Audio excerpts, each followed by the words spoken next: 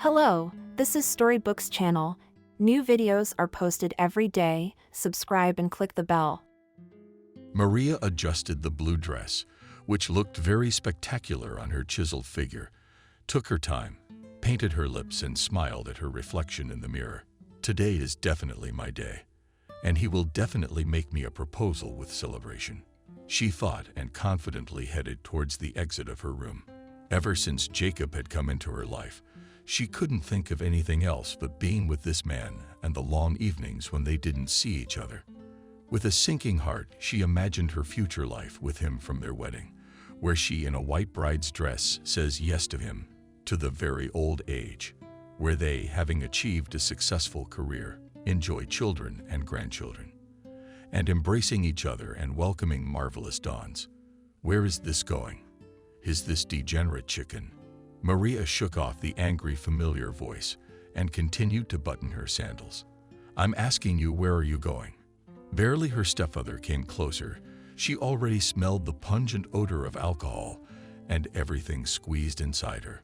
The three of them were living together. Maria, better than her own mother, who loved this man so much that she didn't even believe her own daughter's tears and her confession of molestation.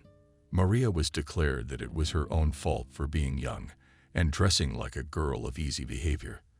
The girl was barely 16 years old, and every day she lived carried the mark of fear. She was afraid of falling asleep too soundly and being left with Jack. Alone in the house, it was scary to even just look up and provoke him. Maria only dreamed of one thing: to meet the man of her dreams, who would take her by the hand and take her away from this hell. Her thoughts spun and took her back to where it all began a year ago. She wandered the snowy streets in front of the school. Pro shivered from the cold in her light fall jacket and thought about where she could go to warm up and pass the time until her mother came home from work. As suddenly a sharp squeal of brakes made her turn around, and a second later, she was thrown by some unknown force. She hit the ground and lost consciousness. The first thing the girl saw was the white ceiling. She glided smoothly, like a skater on ice skates, across the glossy surface, sometimes stopping to rub it. When Maria came to her senses, she heard an unfamiliar voice and turned to its source. Standing in front of her was a middle-aged woman dressed in all white, probably a nurse or a doctor, Maria thought. And then the memory mercilessly splashed all the recent events on her. The street near the school, a car at breakneck speed, students on her. How do you feel? The woman in white spoke again. What happened to me? The girl tried to raise herself a little to sit up on the bed. Her head ached and spun at the same time. Something took out her right hand, and turning her head, Maria saw a drip next to her bed and sticking in her wine medical needle.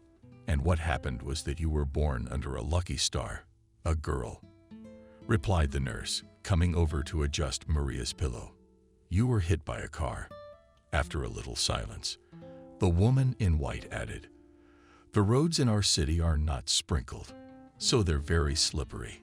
The driver lost control, flew out onto the sidewalk, tried to turn the wheel to avoid hitting you, and crashed into a tree.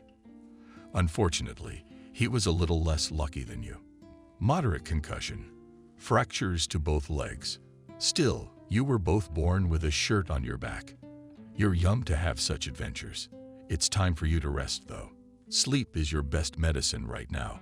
You'll feel much better in a few weeks, and you'll be discharged. You'll be back with your beloved parents. We've told them, by the way, and your mom should be here soon. Now I'll give you an injection, and you'll put it in. Maria obediently sank down on the pillow. She looked up again. Her eyelids gradually became leaden. The insect began to blur and gradually disappeared. But in her mind, she kept thinking, I don't want to. I don't want to go back to this house. She dreamed of the old porch of a rustic cabin, while logs of this staircase, which uncazily stood out against the perfection of the surrounding nature. It was still early summer morning, and the first rays of sunlight were slowly creeping across the sleepy earth. Transparent drops of dew, in opera, spat on the lush green grass.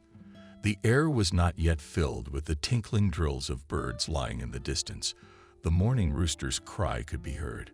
Maria sat on the porch with the anticipation of a new dew. All like a flower of the day, she waited patiently for her grandmother, with whom they planned to go on a picnic in the woods.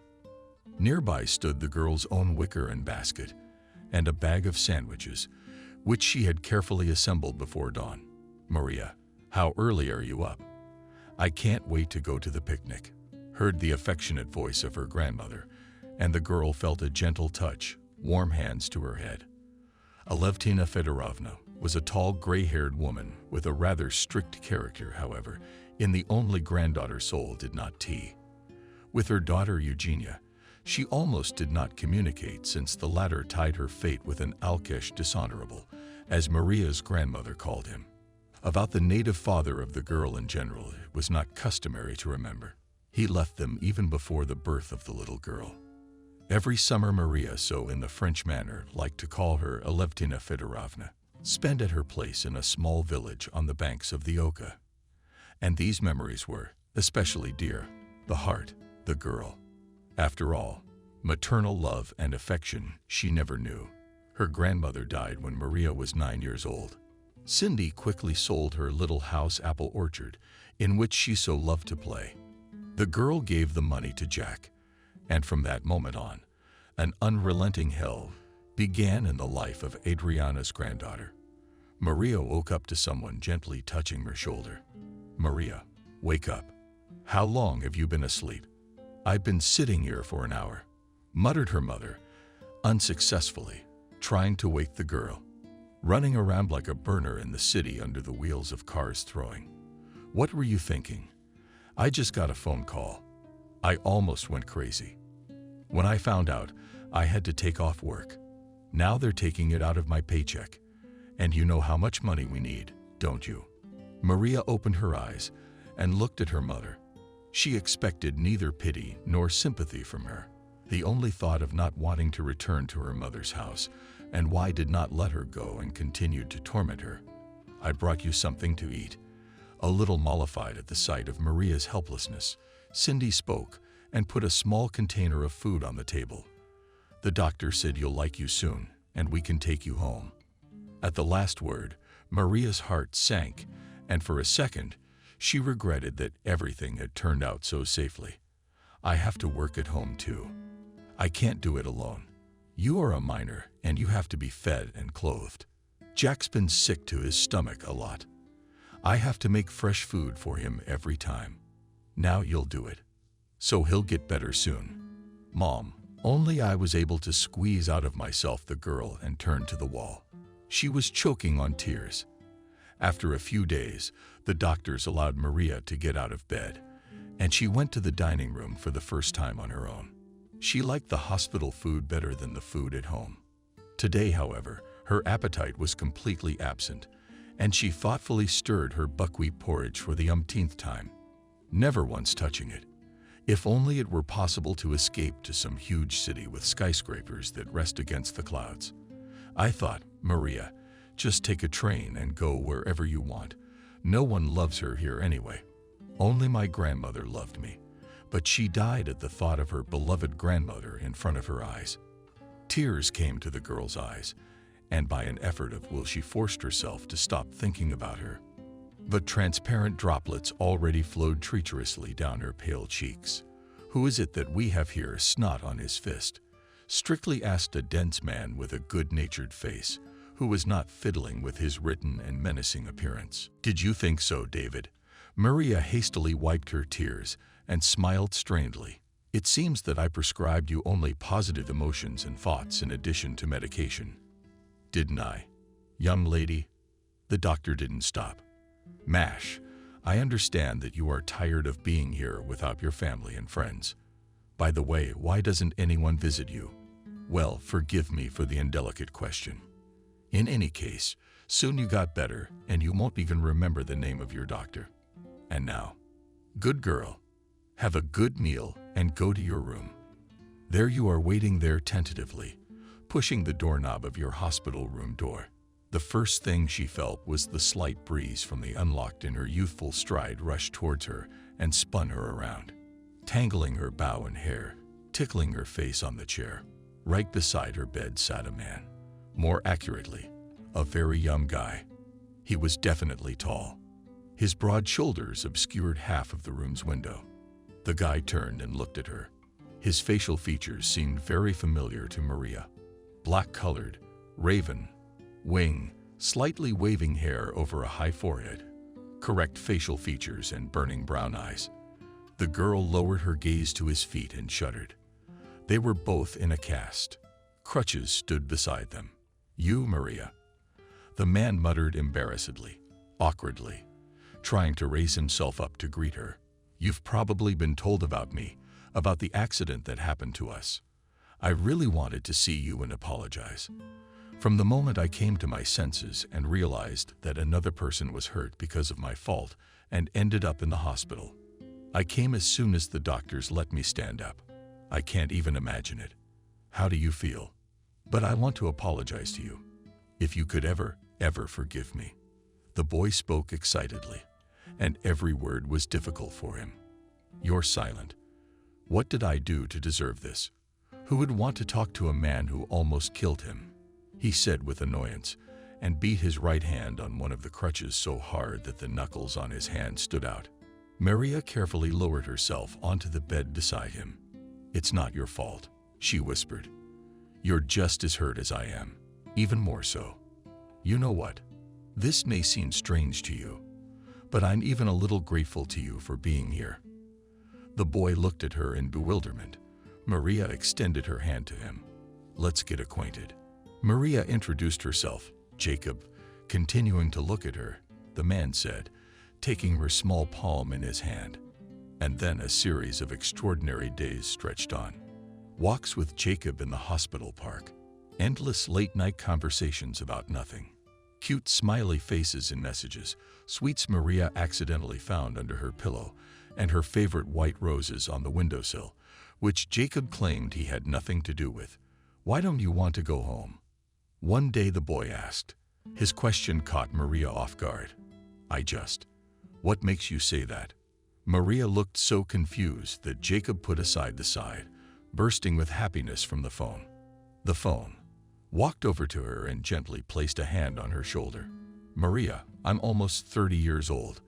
I'm old enough to understand a lot of things, even what they're talking about. Besides, your cute brat always has everything written right on it like a book.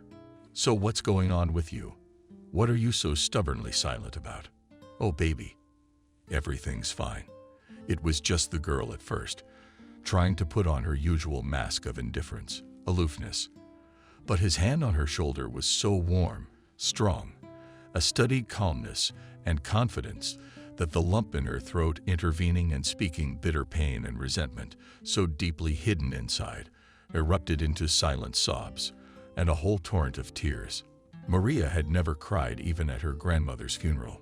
She was used to being careful, obedient, diligent, obliging to anyone, but just not real and alive.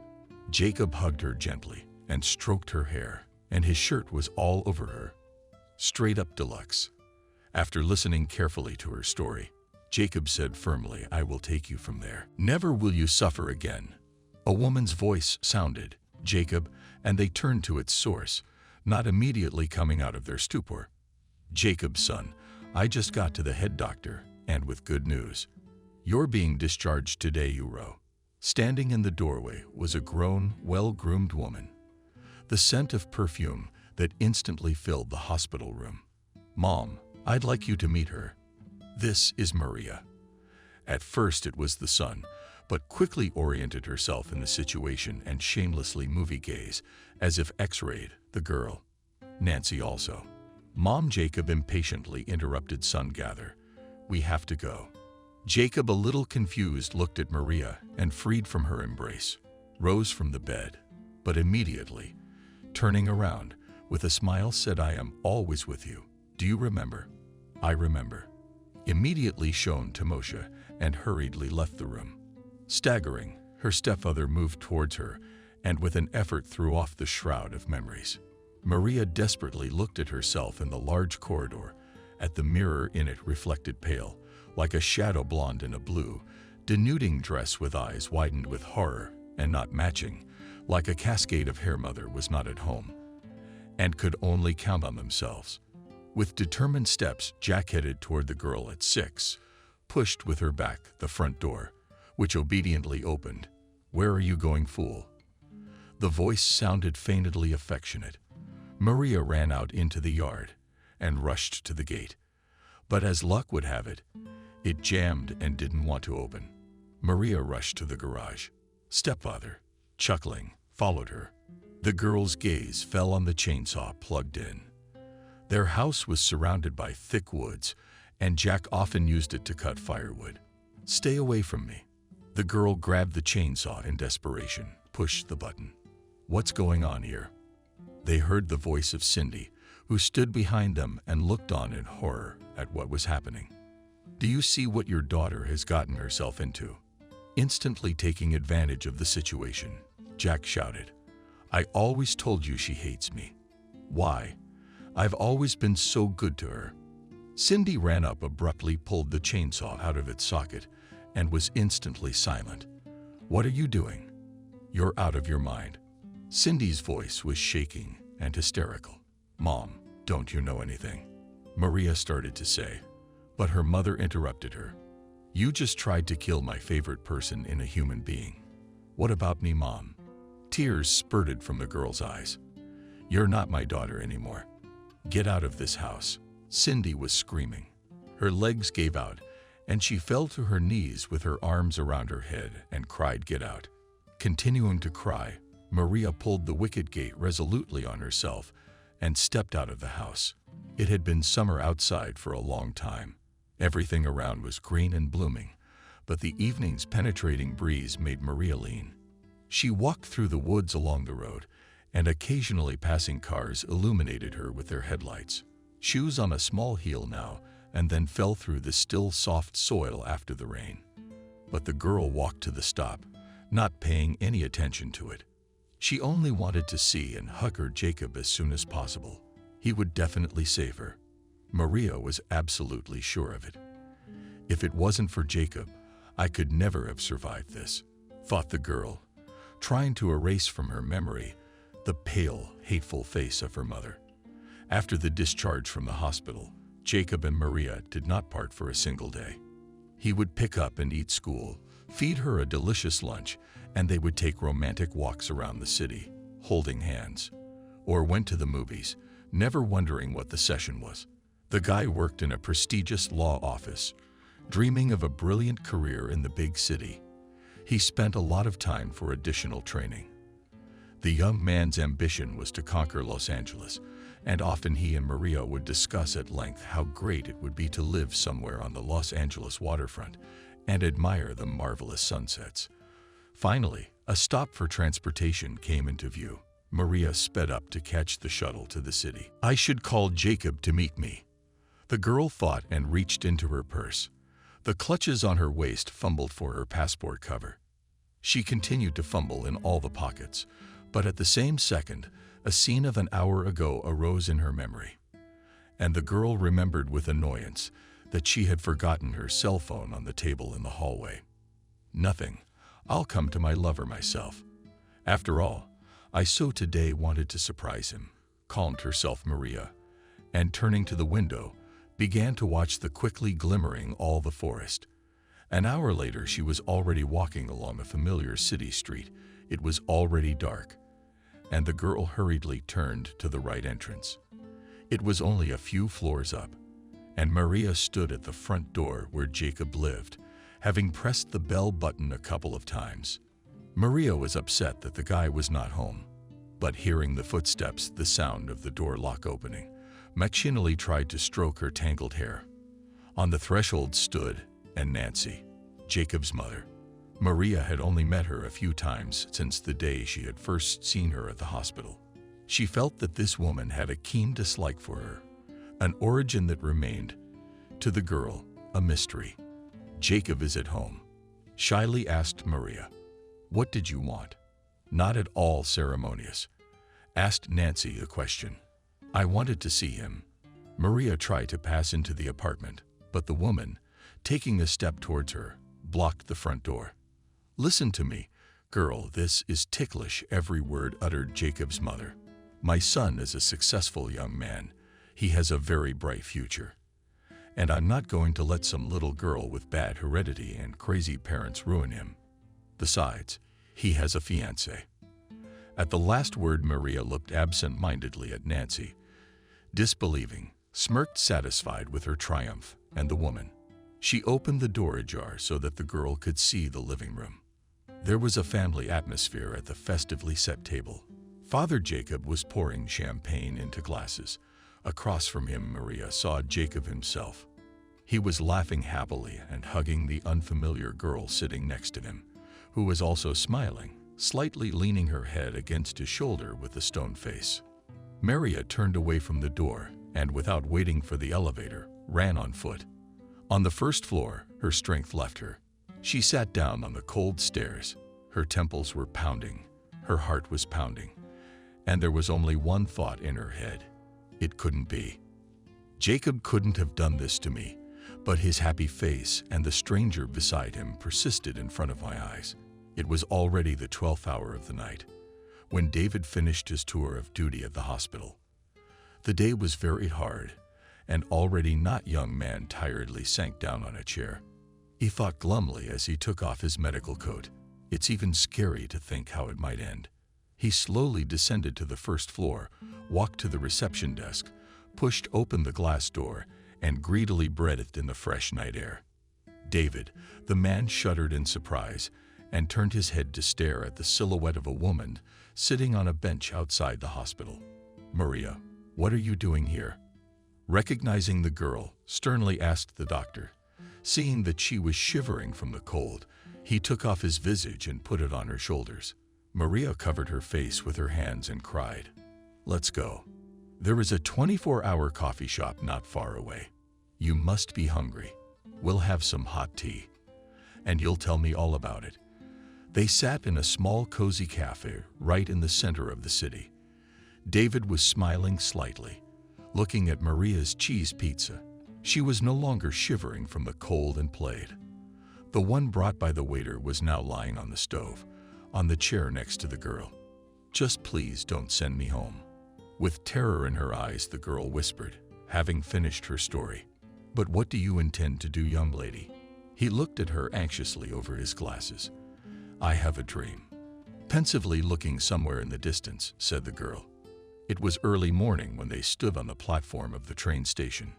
People were coming and going, carrying their suitcases, cheering someone when they met, crying and hugging each other before the separation. "I don't know if I'm doing the right thing." David shook his head.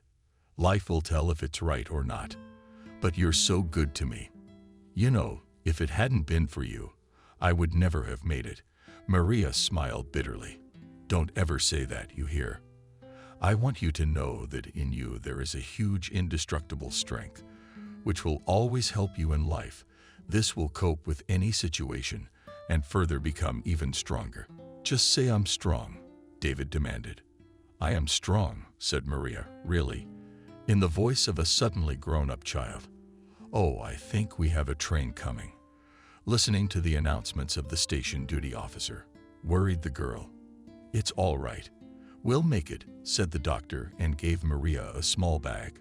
"Here is some money and a cell phone for communication, in which I have already entered the contacts of my daughter. She is a medical student and lies alone. You will stay with her for the time being. Take care of yourself, young lady."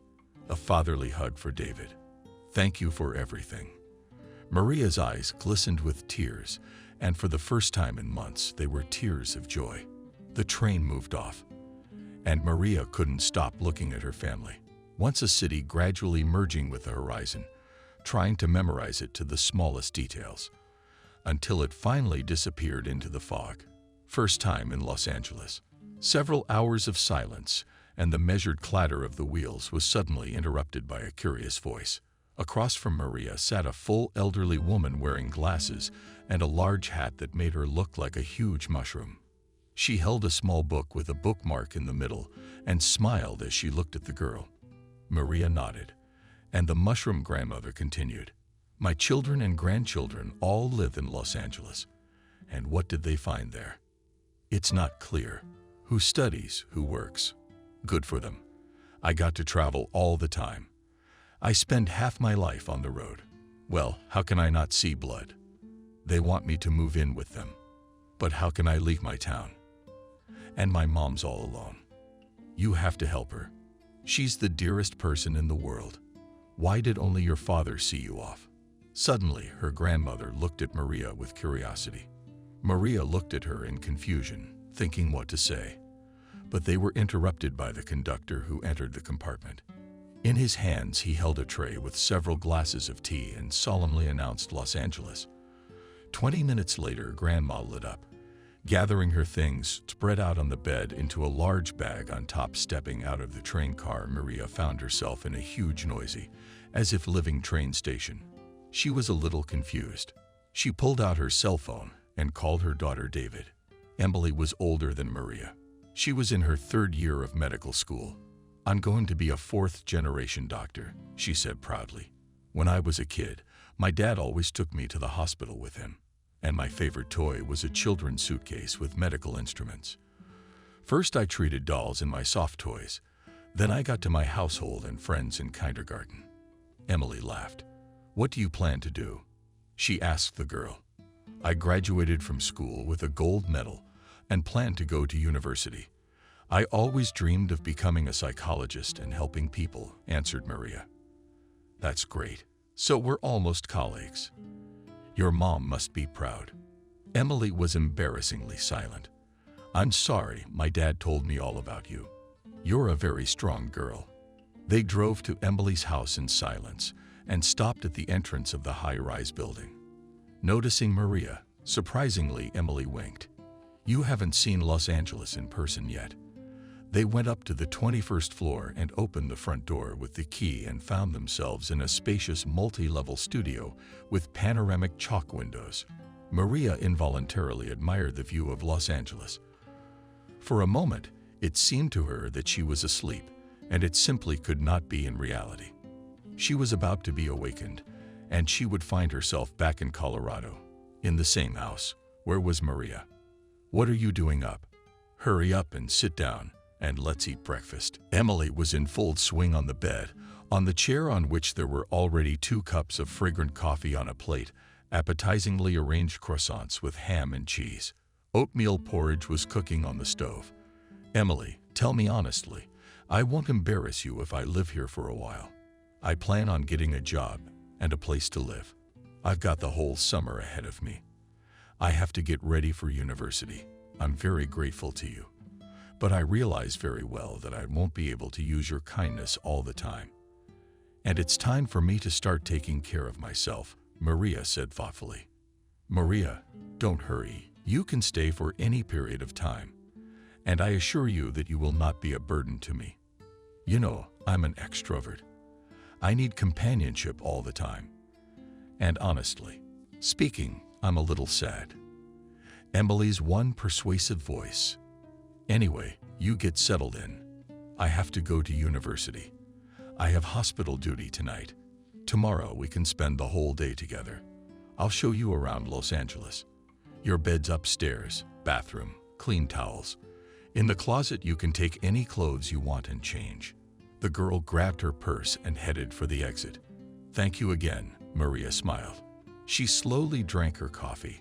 She took a shower and changed her clothes, finding the simplest long-sleeve dress in her closet. Sitting down on the wide windowsill, Maria pulled out her cell phone and downloaded several job search apps at once. Immediately putting the filter without experience, she delved into studying the vacancies. There were many options: waiters, administrators, salespeople, consultants, operators of checkout points at marketplace. They're signed up for several interviews. The girl began to study the conditions of admission to several universities at once. It was well past 12 o'clock when she put aside her cell phone glance. Her again fell on the beautiful landscape outside the window. Deciding to take a little walk, Maria left the house and walked towards the embankment.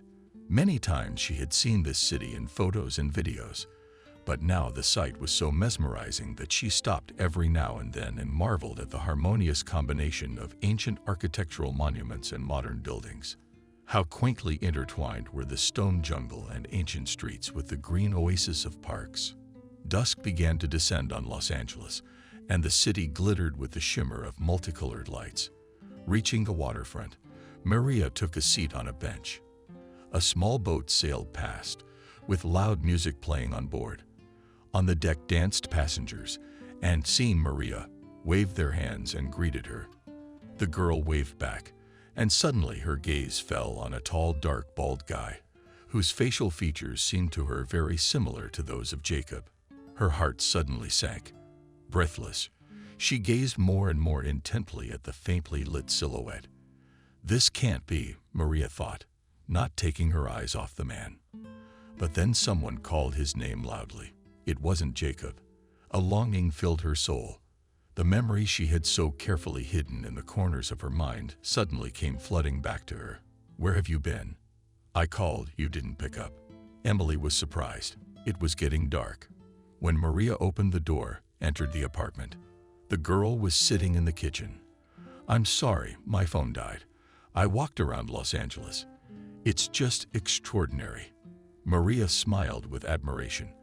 They began to leisurely cook and dinners, sharing events and impressions from the past day. Emily woke up early in the morning to appetizing smells, coffee, and fresh pastries. Good morning. You're having breakfast. I baked pancakes. Maria smiled. She was already dressed, as if she was going to leave the house any minute. Why are you up so early? I have the day off today. I wanted to sleep in and go for a walk around Los Angeles. I'm gonna have to cancel. I have 3 job interviews. Maria poured coffee. Oh, that's too bad. Then I'll wait for you at home. We have a party planned with my friends tonight.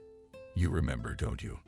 Emily yawned and reluctantly got out of bed. Maria walked out of the house into the street. A warm summer rain had just fallen, and the air was fresh and moist. Rainbows were colorful on the horizon, and the rays of the sun were breaking through the green noise of this branch of foliage. Having built a route in her phone, the girl quickly descended into the subway, deftly maneuvering between the chaotically moving crowd of people. Maria ran into the last subway car and sat down on the vacated seat. If I follow the time clearly, I will be able to pass the interview in 3 different neighborhoods of Los Angeles before the evening. The girl thought, and updated her resume on the website again. Entering a huge shopping center, Maria quickly oriented herself by the signs, went up to the 3rd floor, and turned into a large chain stores of cosmetics and perfumes. Good afternoon. Where do you have an interview for the position of sales consultant here? She addressed the girl at the cash register through. She was already sitting in a small windowless office, trying to cope with her excitement. Maria began to look at a large stand with a bottle and a box, and a bottle of different volumes and sizes. Good afternoon. Do you have your resume with you? A tall, slender woman in a gray suit entered the office. I can't find your resume on the website. She turned on her computer, put on her glasses, and started going through the candidate files again. Yes, to be honest, I can pretty much voice what it says.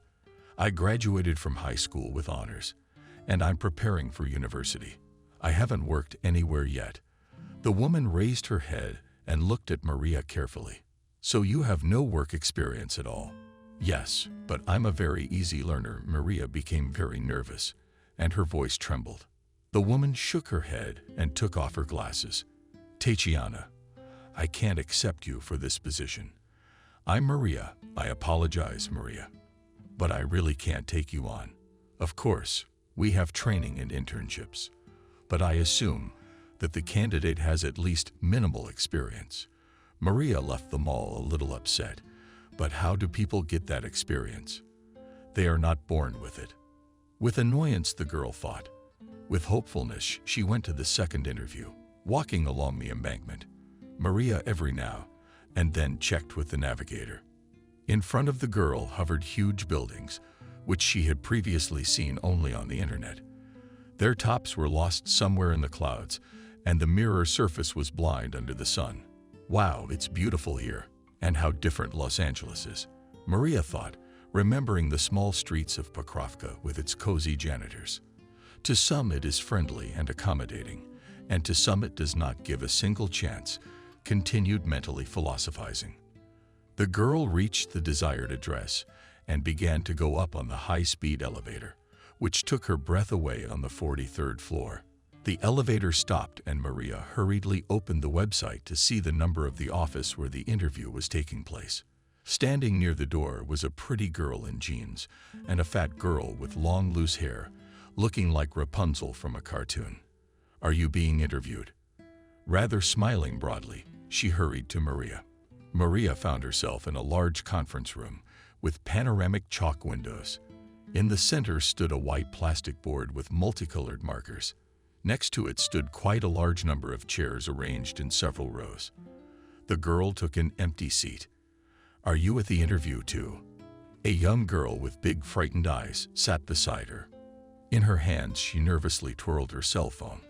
"Attention, we begin," loudly spoke Rapunzel, and clapped her hands, attracting everyone's attention. "I want to introduce you the director of our company, James. Let's welcome." In the hall there were liquid claps and silence. "I can't hear you." The girl from the cartoon, waving her long hair.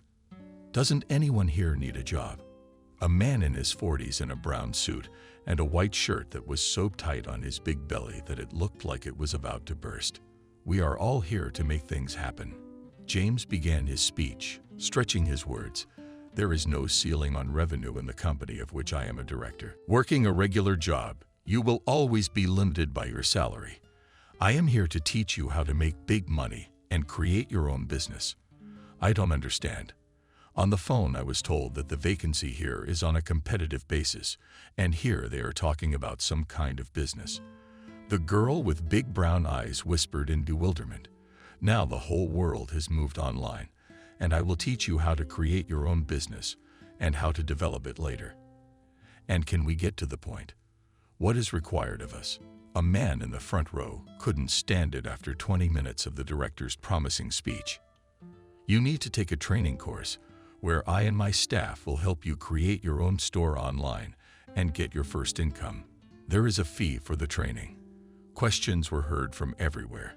"You must realize that free cheese only comes in a mousetrap." The hands of a pot-bellied man.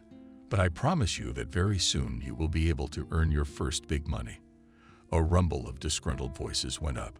One by one, people began to get up and leave. A cry came from the eyes.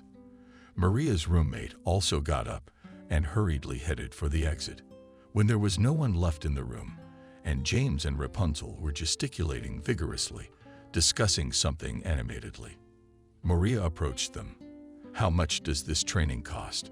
She looked questioningly at the director. "What is your name?" "Girl?"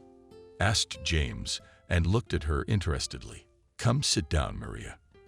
The man gestured her to a chair and sat down next to her. "The tuition is $3,000, but I think it's a life-changing investment that will pay for itself in the first few months of your business. But I don't have that kind of money. I'm looking for a job on my own. Perhaps your parents or friends will help you. Will you be able to break even soon?" "I'm sorry, it doesn't suit me." Maria got up and walked resolutely towards the exit. What kind of day is today? She thought with despair as she headed for the interview. You need either experience or money, and I have neither. There is always hope. I will definitely find a job, she reassured herself. When she got to Arbetskaya, she got out of the subway and immediately saw a restaurant with a beautiful facade. Going inside, she approached the bartender and said that the restaurant manager was waiting for her. At the interview, a young man asked about the cathedral counter. Maria nodded affirmatively, and in front of everyone not far away began to wait and curiously looked at the fancy interior of the establishment.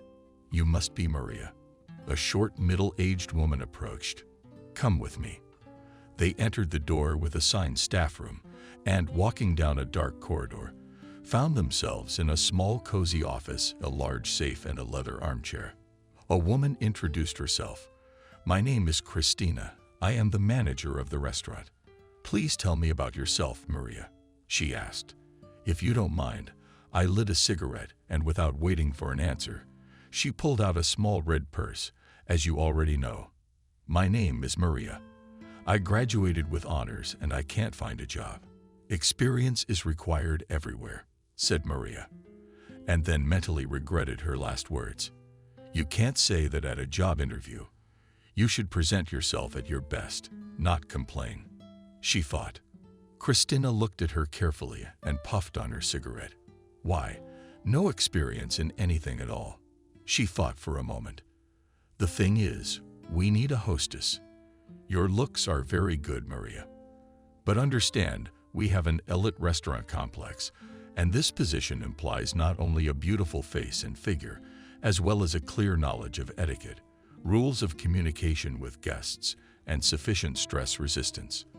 After all, the door to the office opened abruptly, and on the threshold appeared a very tall, well-groomed man with long blonde hair, gathered in a ponytail. On his face read barely concealed irritation. Christina, what the hell is this batch of seafood? He began, and instantly fell silent. Seeing Maria in the office, and you are not alone, even more annoyed, he muttered. Maria is already leaving. Really, Maria realized, replied Christina. Maria, barely holding back tears, rose from her chair, said goodbye, and went out into the corridor. Working a regular job, you will always be limited by your salary. I am here to teach you how to make big money and create your own business. I don't understand. On the phone, I was told that the vacancy here is on a competitive basis, and here they are talking about some kind of business. The girl with big brown eyes whispered in bewilderment. Now the whole world has moved online, and I will teach you how to create your own business and how to develop it later. And can we get to the point? What is required of us? A man in the front row couldn't stand it after 20 minutes of the director's promising speech. You need to take a training course where I and my staff will help you create your own store online and get your first income. There is a fee for the training. Questions were heard from everywhere. You must realize that free cheese only comes in a mousetrap, the hands of a pot-bellied man. But I promise you that very soon you will be able to earn your first big money. A rumble of disgruntled voices went up. One by one, people began to get up and leave. A cry came from the eyes. Maria's roommate also got up and hurriedly headed for the exit. When there was no one left in the room, and James and Rapunzel were gesticulating vigorously, discussing something animatedly, Maria approached them. How much does this training cost? She looked questioningly at the director. What is your name? Girl? Asked James, and looked at her interestedly. Come sit down, Maria. The man gestured her to a chair and sat down next to her. The tuition is $3,000, but I think it's a life-changing investment that will pay for itself in the first few months of your business. But I don't have that kind of money. I'm looking for a job on my own. Perhaps your parents or friends will help you. Will you be able to break even soon? I'm sorry, it doesn't suit me. Maria got up and walked resolutely towards the exit. What kind of day is today? She thought with despair as she headed for the interview. You need either experience or money, and I have neither. There is always hope. I will definitely find a job, she reassured herself. When she got out of the subway and immediately saw a restaurant with a beautiful facade. Going inside, she approached the bartender and said that the restaurant manager was waiting for her. At the interview, a young man asked about the cathedral counter. Maria nodded affirmatively, and in front of everyone not far away began to wait and curiously looked at the fancy interior of the establishment. You must be Maria. A short, middle-aged woman approached. Come with me. They entered the door with assigned staff room, and walking down a dark corridor, found themselves in a small, cozy office, a large safe, and a leather armchair. A woman introduced herself. My name is Christina. I am the manager of the restaurant. Please tell me about yourself, Maria, she asked. If you don't mind, I lit a cigarette, and without waiting for an answer, she pulled out a small red purse, as you already know. My name is Maria. I graduated with honors and I can't find a job. Experience is required everywhere, said Maria, and then mentally regretted her last words. You can't say that at a job interview, You should present yourself at your best, not complain. She thought. Christina looked at her carefully and puffed on her cigarette. Why, no experience in anything at all. She thought for a moment. The thing is, we need a hostess. Your looks are very good, Maria. But understand, we have an elite restaurant complex, and this position implies not only a beautiful face and figure, as well as a clear knowledge of etiquette, rules of communication with guests, and sufficient stress resistance. After all, the door to the office opened abruptly, and on the threshold appeared a very tall, well-groomed man with long blonde hair, gathered in a ponytail. On his face read barely concealed irritation. "Christina, what the hell is this batch of seafood?" he began, and instantly fell silent. Seeing Maria in the office, "And you are not alone," even more annoyed, he muttered.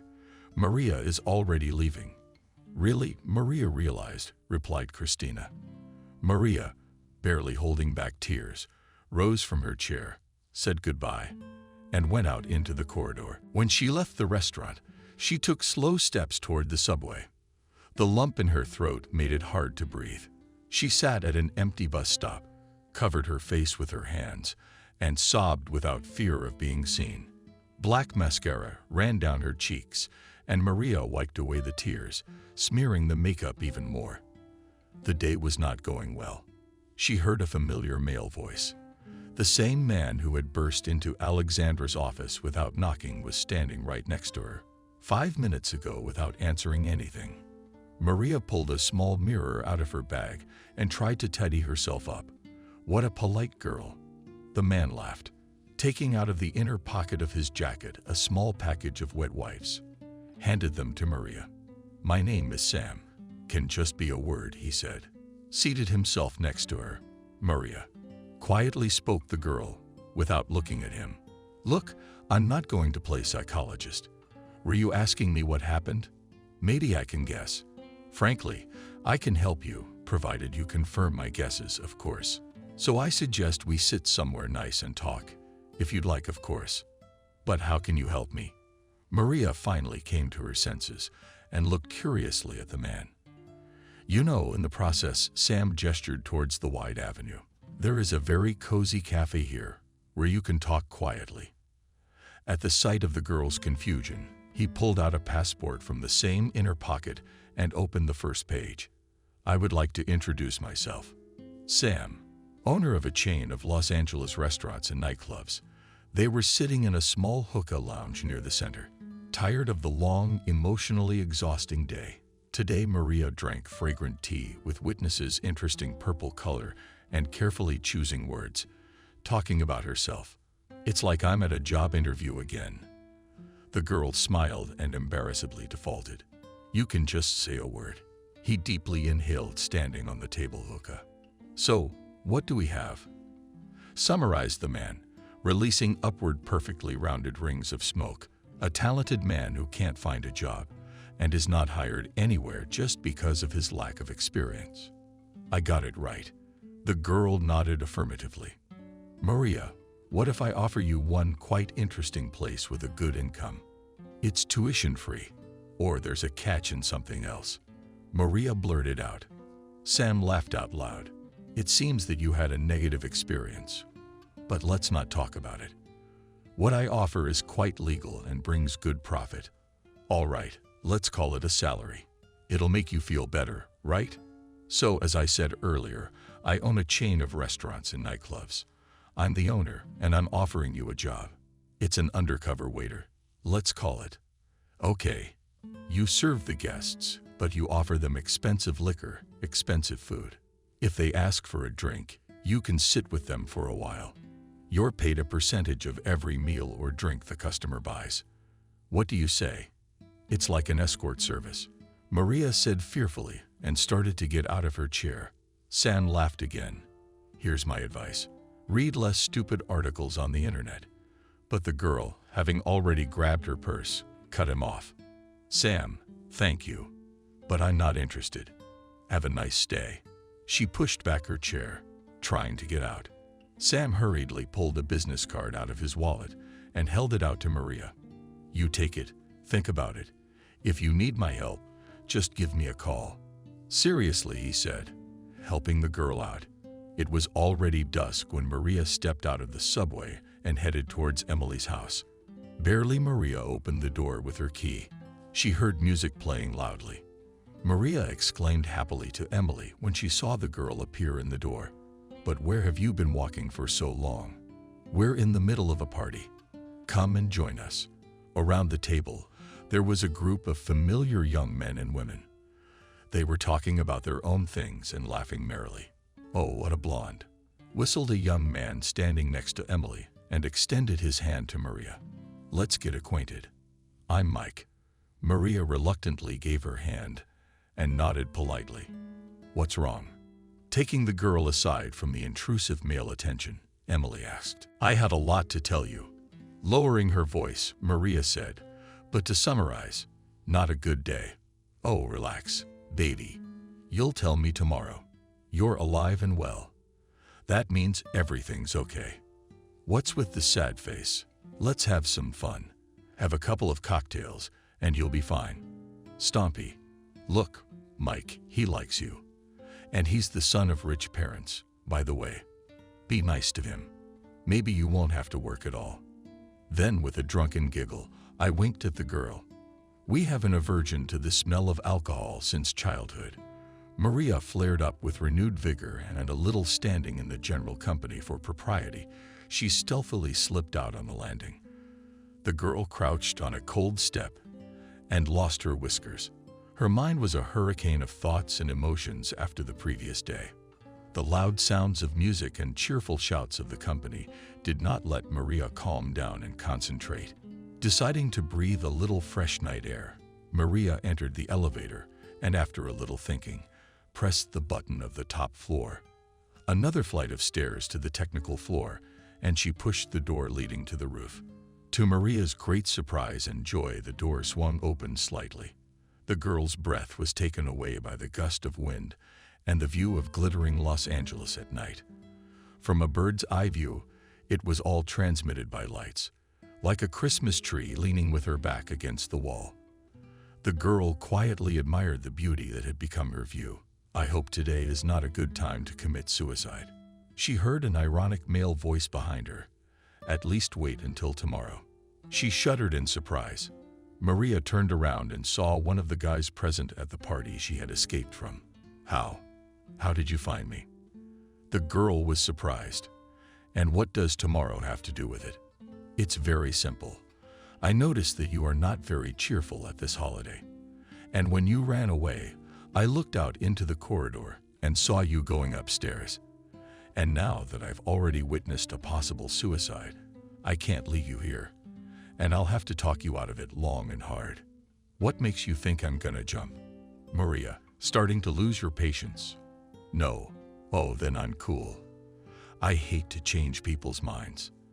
The young man smiled broadly and extended Maria's hand to Thomas. "Let's get acquainted." Maria, very tired from socializing today, nodded faintly and shook the guy's hand. "Maria, are you also an extra at this celebration of life?" "To be honest, I'm not a big fan of noisy parties." Thomas sighed.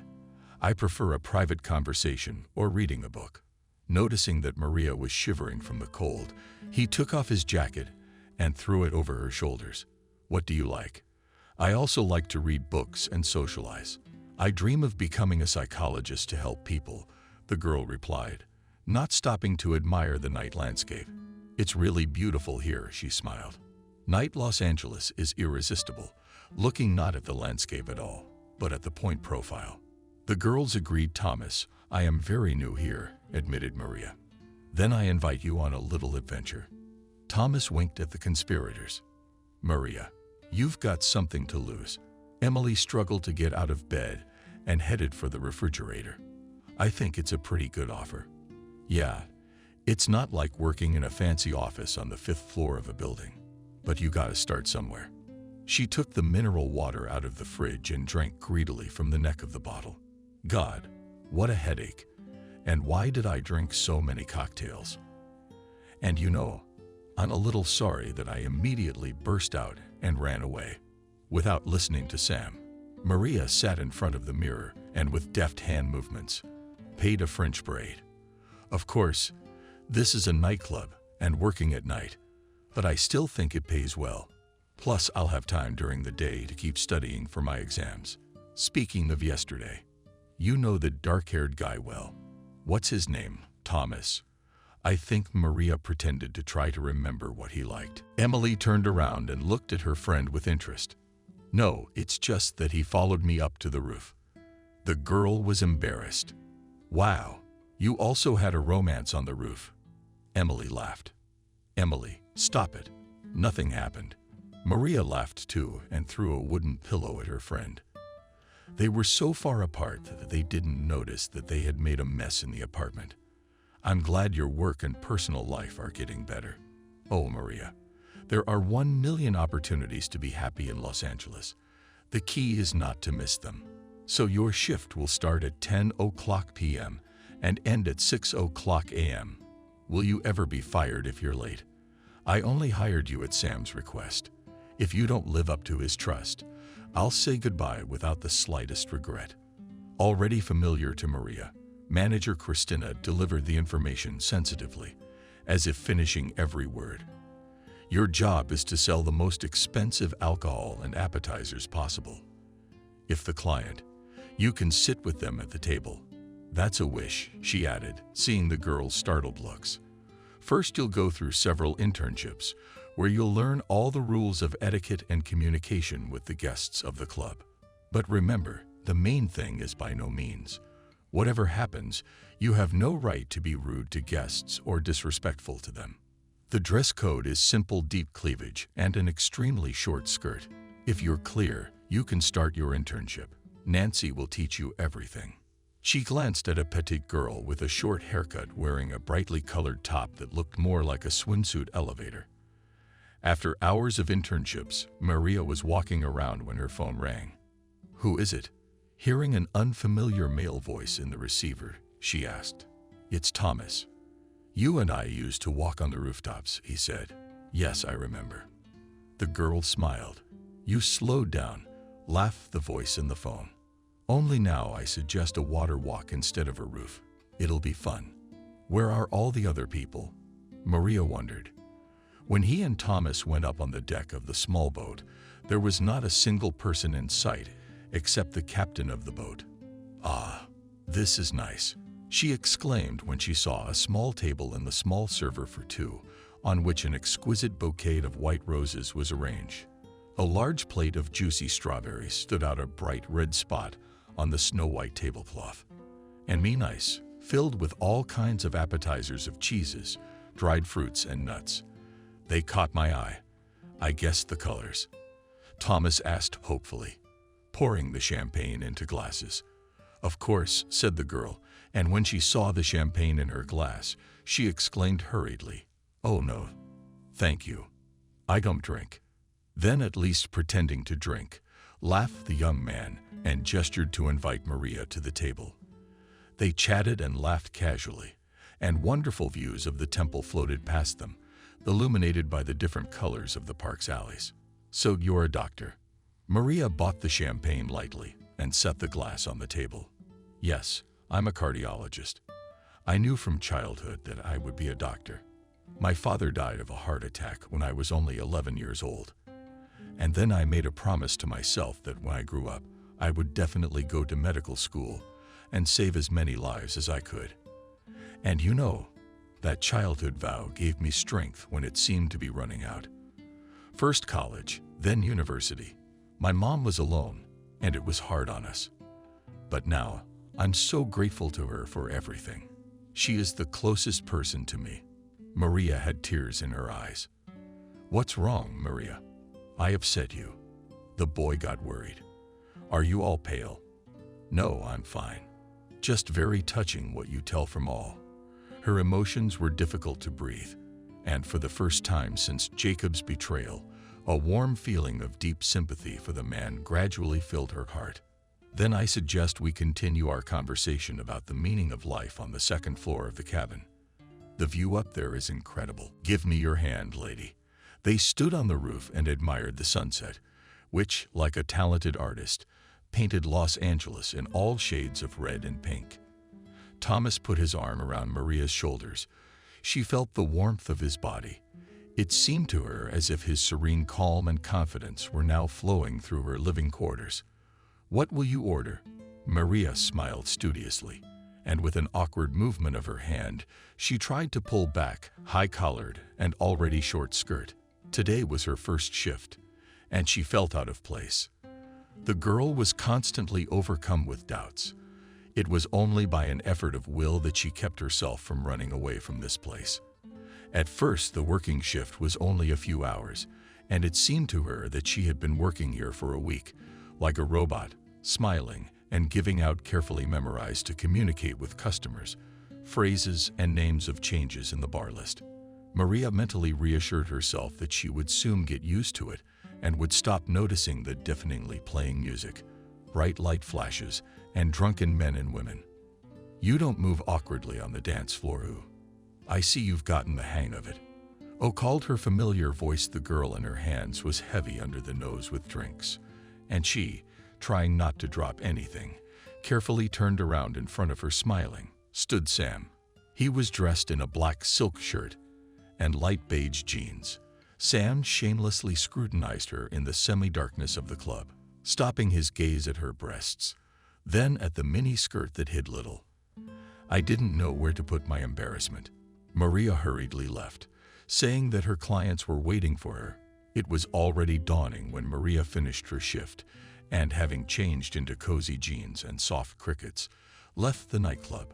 Turning from the main street to the subway, the girl went down the steps and, taking out headphones, immersed herself in classical music.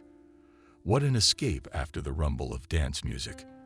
"I think I will never be able to listen to the club genre again," Maria thought. A few months of her stay at the new job had already passed, and the girl began to slowly get used to it.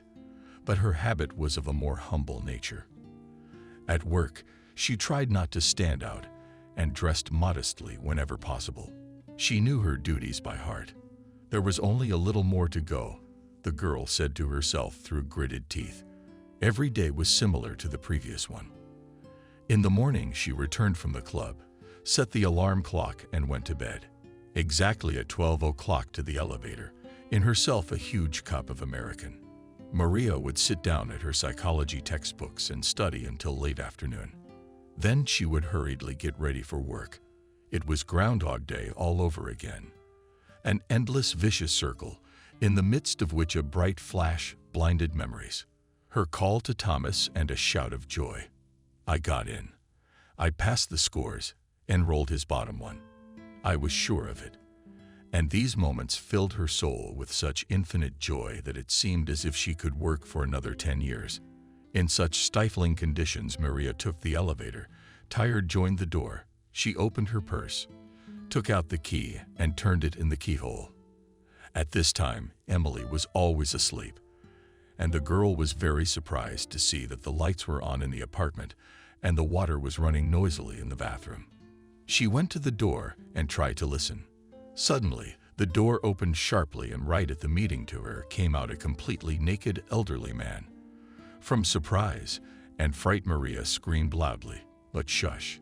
Now the neighbors will run away." The exquisite Emily appeared from the room and handed the man towels, which he immediately turned to meet William.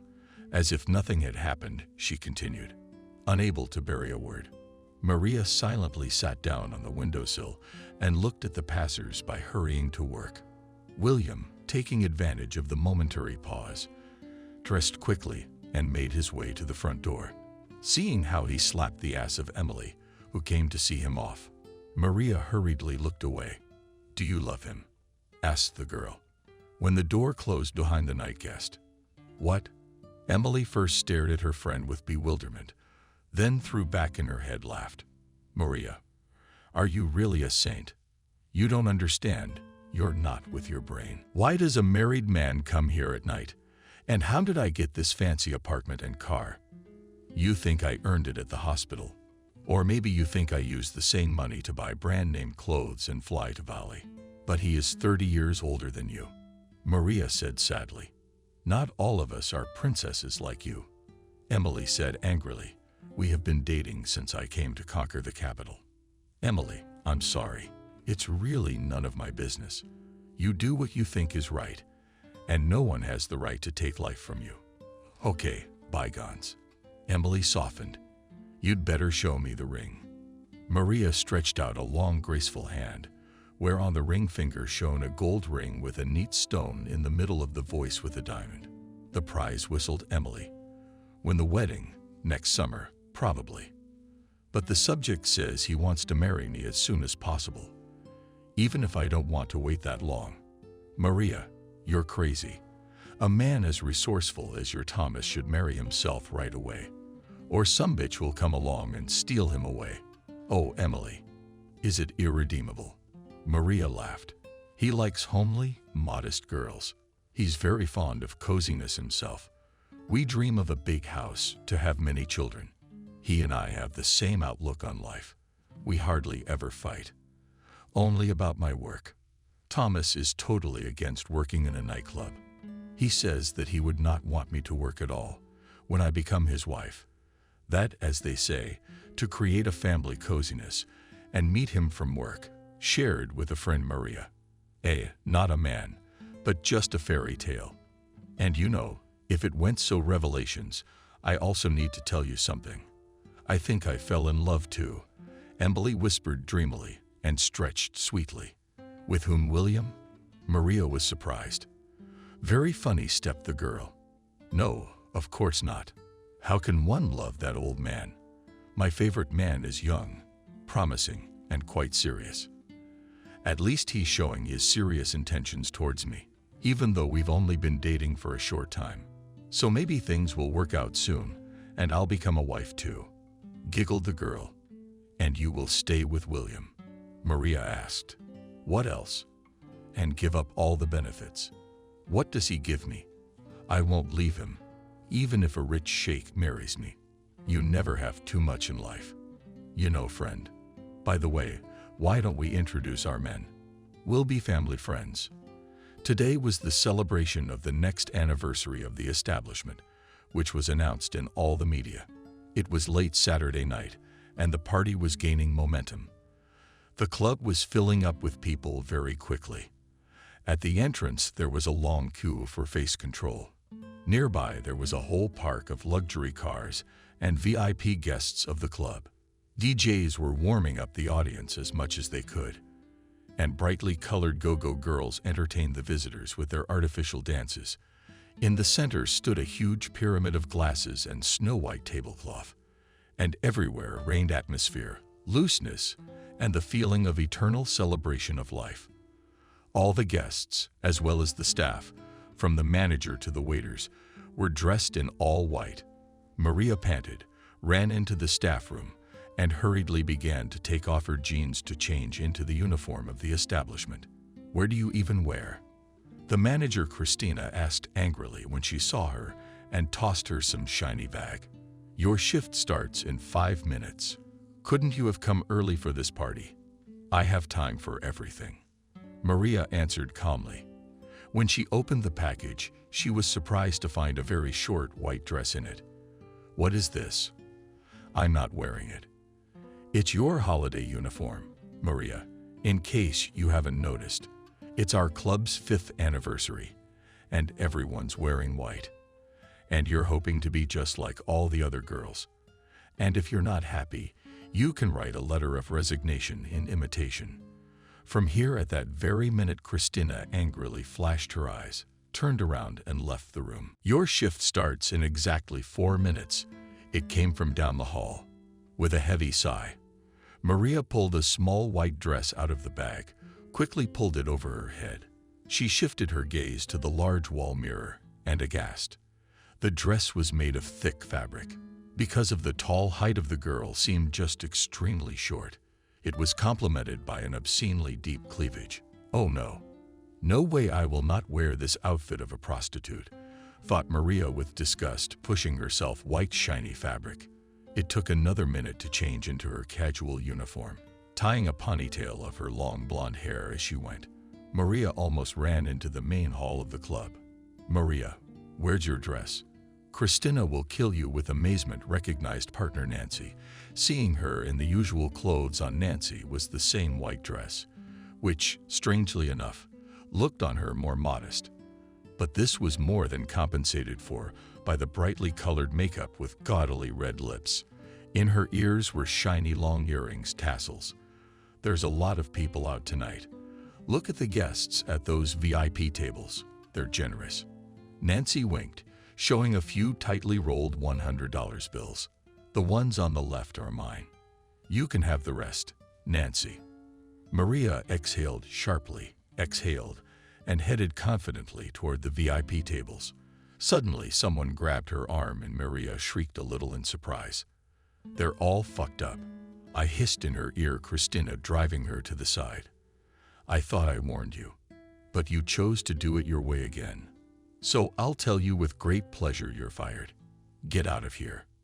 Out of anger, Christina raised her voice, and several of our nearby dancing guests turned on her. What's all the fuss? But there's no fight. A mocking male voice was heard. They turned at the same time and saw Sam approaching through the window. From surprise, Christina released Maria's hand on her wrist, which immediately began to redden. Sam, Maria refused to wear her holiday uniform, spoke impertinently to me, and I'm firing her. Christina began her speech in a voice full of dignity, but did not pay any attention to her. Sam put his arm around Maria's shoulders and pulled her toward his office. Christina threw freely, without turning her head. Maria, what exactly confused you about the participation dress? Asked the director as they entered his office. It is very vulgar. You know it yourself, replied the girl from crossing her arms over her chest. In my opinion, on the contrary, it is stunning and will suit you very well. It will emphasize your beauty, said Sam, approaching Maria closely. Seeing that the girl staggered, Sam turned and walked to a large built-in closet. Opening it, he pulled out a white shirt from there. Holding it out to Maria, he said, I think we'll come to a compromise. Put it on top of the dress and finished it with Natalia's knot. That way you'll look in the festive style of our club and stop being self-conscious. What are we standing here for? Quickly change and get to work. Baby, he commanded and opened the office door for Maria. I thought you were fired. Did you see that bitch dragging you out? Nancy was surprised. When her partner showed up, a minute later, Maria was standing in front of the guests, smiling dazzlingly. Can I offer you something special from drinks or maybe appetizers? In a polite voice, she asked. At the table sat a man and a red-haired girl. All of them were openly looking at the girl from head to toe, and Maria tried to discreetly pull the short hem of her dress lower. Beautiful long legs, stated the gray-haired man, with a beard spread out in a leather armchair to smoke a hookah. And there's nothing to be shy about. What's your name? Maria, the girl replied lightly. He motioned her to a chair and gestured, invited her to sit down. My name is Chuck, and these are my friends. Maria, if you would be so kind as to grace our evening with your presence. The girl sitting across from him shook her lips contemptuously and turned away. Maria sat down in the chair, and Chuck opened the menu. What do you recommend as a local expert? Smiling, he asked, sitting closer to her. I want to order all the items on the menu. After a brief discussion, a man announced as the waiter approached their table and the most expensive champagne the bar had for Maria. The friends seated at the table raised their heads in surprise at Chuck. I don't drink alcohol. Maria blushed with embarrassment. You'll have to. A man sitting across from Chuck with a cigar laughed. Why did it fall out of his mouth? Maria got up from the chair and, apologizing, headed for the ladies' room. Where are you going? When she came out as if from under the ground. Sam appeared in front of her. Maria, you made a big score. Chuck, I'm thrilled with you. He texted me that he doesn't want you to leave tonight. So don't leave the table and run away from him in the hall. You don't actually own me. Maria glared at me. Of course not. Girl. Reconciliatory began Sam, and his voice sounded a little ingratiating. You can do whatever you want. Just spend the evening with him. And then it's up to you. The fun had already reached its peak. The waiters were turning up their noses, and the bartenders were stirring cocktails nonstop. Only white parts of people's clothes and their white teeth and smiles flashed on the dance floor.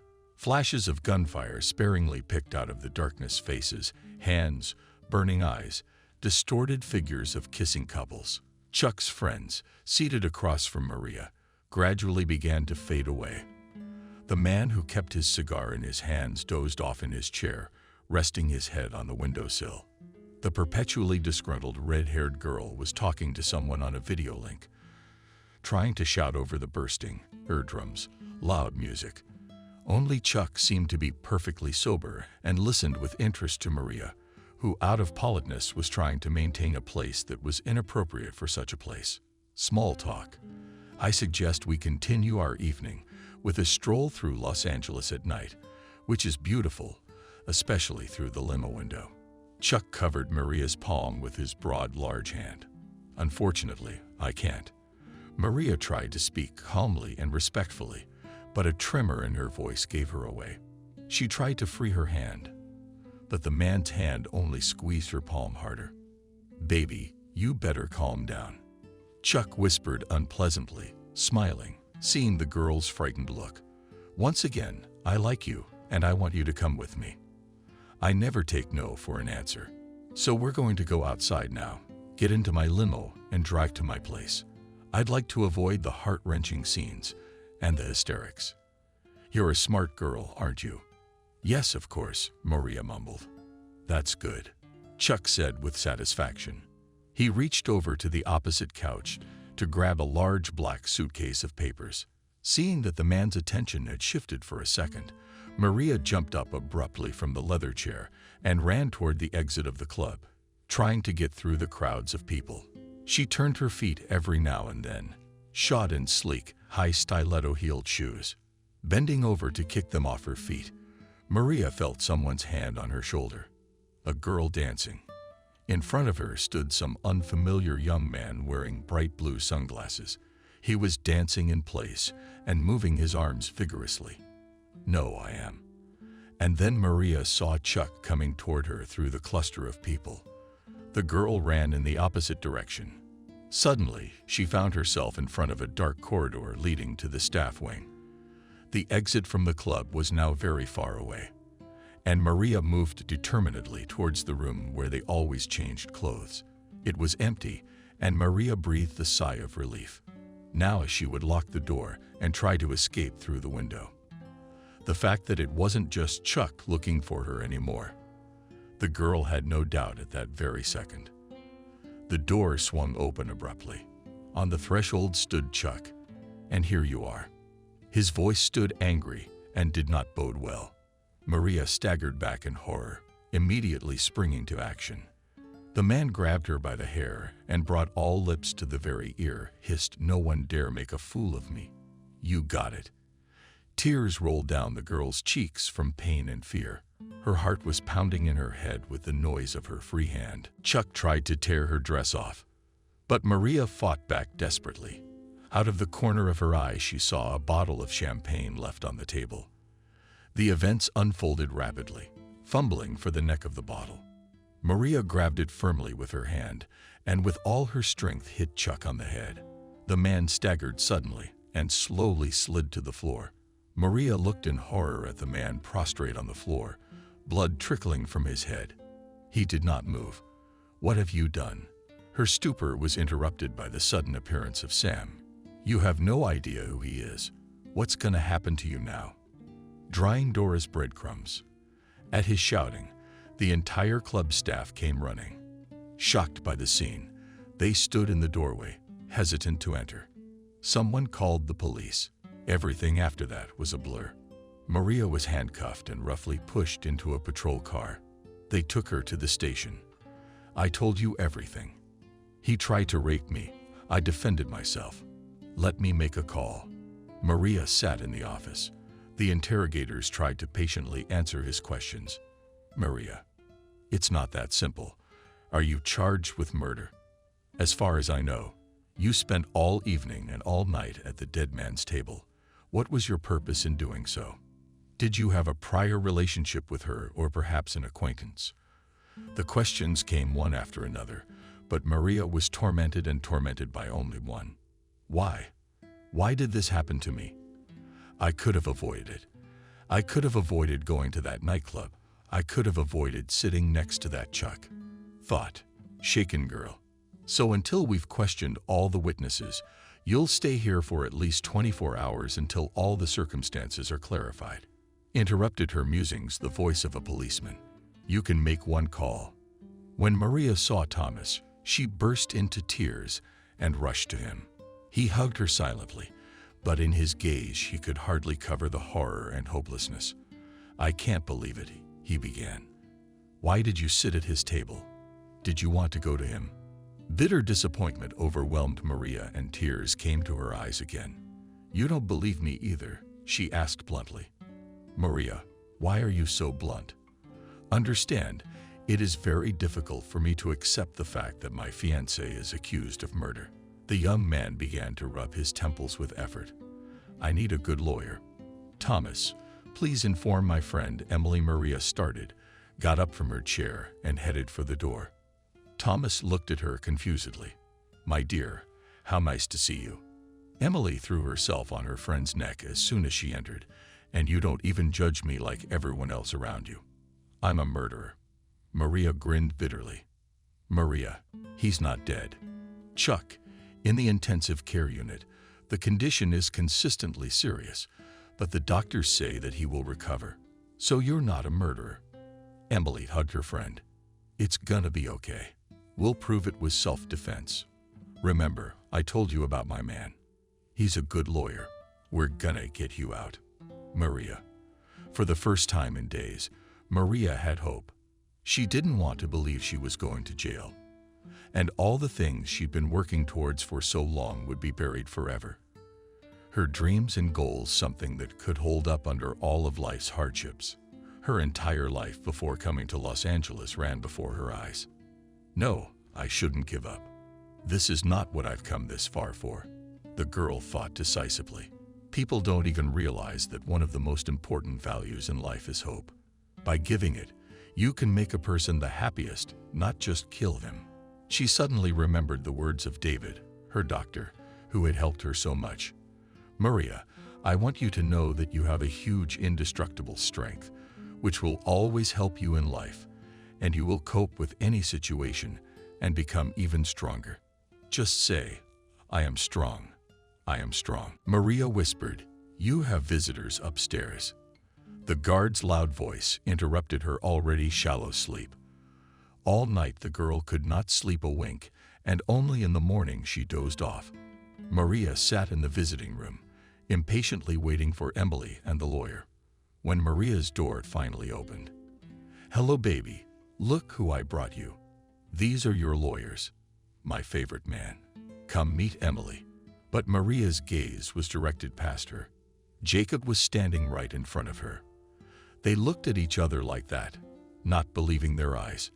Maria suddenly turned pale and began to faint. Emily and Jacob barely had time to pick her up. It's okay. I feel better already. Really, Vic. The girl sat down on a chair and began to drink the water that the guard brought. You're just looking at each other like that, like you're looking at a ghost. Do you two know each other? Emily was surprised. No, we are strangers, Maria said, looking directly into Jacob's eyes, from which he looked away. The first thing we'll do, Maria, is get you released on your own recognizance. Jacob finally pulled himself together, and his voice regained confidence.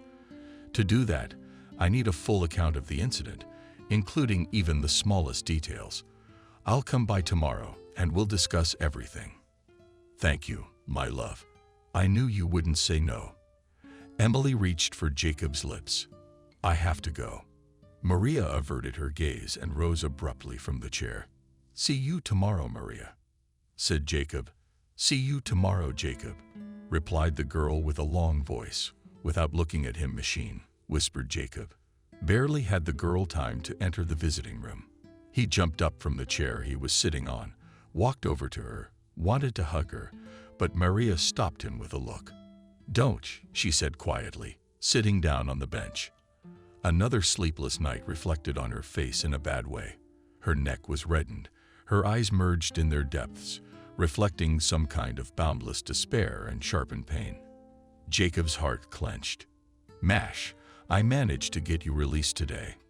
Not this before the trial, but I will do everything possible and impossible to have you recognized as innocent." She was silent, not reacting in any way to his words. "I've been looking for you all this time. Why did you run away? Run away?" Maria looked at him bitterly. "You deceived me all the time. You had a fiancé, and I was just a toy. I saw everything when I came to your house. That day your mother opened the door for me. You were all sitting around the table. That girl, she was sitting next to you." Mash, wait, what girl? Jacob started to begin, but suddenly became silent and looking somewhere in the window, not seeing with his gaze. "I think I'm beginning to understand my mother. She knows no boundaries when it comes to achieving her own goals, and one of them is her manic passion to make me happy and successful. The latter she places even above her certainty that she is the one who knows what is best for me. That night I came home after work and found my parents sitting at the holiday table and this girl in my apartment. My mom had chosen a very extravagant way to arrange a bride sighting for the bride she thought was perfect for me. Except I didn't know that. I sat there for a decent hour or so, apologized, and drove to your place. I knocked, I called. Nobody opened the door. But why? Why didn't you say anything to me when you came into the apartment? Did you really think I'd do that to you?" The tension and stress of the last few days had taken its toll. Maria covered her face with her hands and sobbed desperately. Jacob silently embraced her and stroked her head. "How happy am I to have found you again," he whispered, kissing her crying eyes and cheeks. "Now I won't give you to anyone. What about Emily Maria?" She looked at him with a testing look. From her blue eyes penetrated to the very soul. "She's my friend. I can't lie to her. She'll hate me." Maria cried again. "I'll tell her myself." Surely Jacob's voice, as always, calmed Maria down. "Let's go. She's waiting for us. You can't go anywhere right now, and it's better not to go out until everything is settled. Chuck is a well-known man, and the information must have leaked everywhere by now." Hearing the doorbell ring, Emily ran out to meet them, hugging them, happy to count at last the dearest people. Next to me in the middle of the room stood a chic-decorated table with a white tablecloth, on which flaunted appetizing appetizers. "What are we celebrating?" Jacob asked with surprise, sitting down at the table next to the mayor's office. "There is still a lot of work to be done before the trial is over. Open the champagne soon, darling. Another nail is delayed, but we'll start without it for now." Emily was all radiant as she raised her glass. She smiled and fixed a little nervously, knocking a strand of hair out of her hairdo. "In general, I am not good at beautiful toasts and solemn speeches. I am a simple person, and so I will say as simply as possible, I am so happy to see you, and I am pregnant." At the last word, the glass fell out of Jacob's hands and hit the glossy floor and shattered into 1,000 pieces. Luckily, Emily was happy and rushed to hug her friend and Jacob, not noticing their stupor. "Beloved, you are going to be a daddy soon." The ringing of the doorbell brought them back to reality. Thomas stood on the doorstep. "Maria, I'm sorry I couldn't meet you." In his hands was a huge bouquet of their favorite white roses. "But I have a good reason." Emily ran to greet the guest. They whispered something joyfully discussed and didn't notice dead silence appearing in the room, oppressing the silence with its doom and flying in the air shards of someone's broken dreams. "Maria, can you hear me?" Somewhere in the distance, as it seemed to the girl, the voice of Thomas sounded. "Introduce us to each other, please." Maria continued to stare at Thomas uncomprehendingly. There was an awkward pause. Tired, the girl had so much on her. "Emily's got the light on. I'll do it. Jacob, meet Jacob. This is Maria's fiancé. Thomas, this is Jacob, my favorite man. By the way, today I found out that we're having a baby. Can you believe it? That's news." Congratulations. Thomas was truly happy. It won't be long before we'll have a baby too. We'll have a baby right after the wedding. Really, Maria? Jacob looked at Maria with a hard stare and could not bear it any longer. Silently left the room. Since the early morning it had been raining nonstop, mixed with large hail, and it seemed that the leaden clouds were about to touch the ground. Flashes of lightning lit up the dark streets of the city. Upset Emily sat on a wide windowsill with a coffee cup in her hands and sadly gazing into the tightly closed window. She was wearing white underwear with thin lace, which favorably emphasized a beautiful, slender figure. Despite the slightly round stomach, evening hairstyle completed a long, transparent photo next to the mannequin did not hang a cool wedding dress with an open back, the white color of which is dazzling. Next to him was a makeup artist, finishing her evening makeup, urging the girl to take her eyes off the window and look at him. Don't be so upset. Maybe the weather will get better. The painting will be indoors anyway. Were you trying to cheer up your friend? No, but I still don't understand. All half the summer, not one consistent day. And here I don't believe in omens. But a sign like this, maybe it's a mistake. It all happened so quickly, Emily said thoughtfully. You just nervous before the wedding, as all brides took the side. Maria's look, everything will be fine. Time to get dressed. The groom will be here soon. The small, cozy loft-style hall was located on the grounds of one of Los Angeles' historic buildings. Brick walls, high ceilings added to its authenticity, and properly organized decorated space allowed guests to feel very comfortable and immediately immersed in the atmosphere of the holiday. The wedding arch with fresh flowers, lit with garlands and candles, created a romantic atmosphere. The guests had already gathered in anticipation of the bride and groom. Maria was sitting at a table when Thomas approached her with 2 glasses of wine, one of which he handed her beautifully. Really? I should take note. Thomas, please, let's just sign everything and leave. I don't want any ceremony with a bunch of guests. Why are you embarrassed of me? No, of course not. I just don't like crowds. I remember the first time we met on the roof, you said the same thing. Maria's wedding, that's a different story. Besides, you've worked in a big nightclub too, and it didn't bother you, did it? Thomas took a sip of champagne. Why are you reminding me of something I'm trying to forget? There was annoyance in the girl's voice. Their dialogue was interrupted by a loud marching sound, and Jacob and Emily appeared in the center of the hall. The girl was glowing with happiness and smiled at Maria as they passed by. What torture is it to sit at the wedding of the man you love? In mute despair, Maria thought. Please answer me, Jacob. Do you agree to take Emily as your wife? It was heard from the stage. Jacob turned and glanced at Maria. Unable to withstand the torture, Maria got up from the table, and despite a protesting whisper, Thomas, apologizing, ran out of the hall. Left alone, she leaned her back against the front door and covered her face with her hands. Tears choked her. The rain was pouring down, and in a minute the girl was all wet, but she didn't even notice it. Suddenly, someone's hand grabbed her throat, squeezing it so tightly that Maria began to choke, desperately trying to struggle. The girl flailed her arms and legs, tried to call for help, but only a faint wheeze escaped from her chest.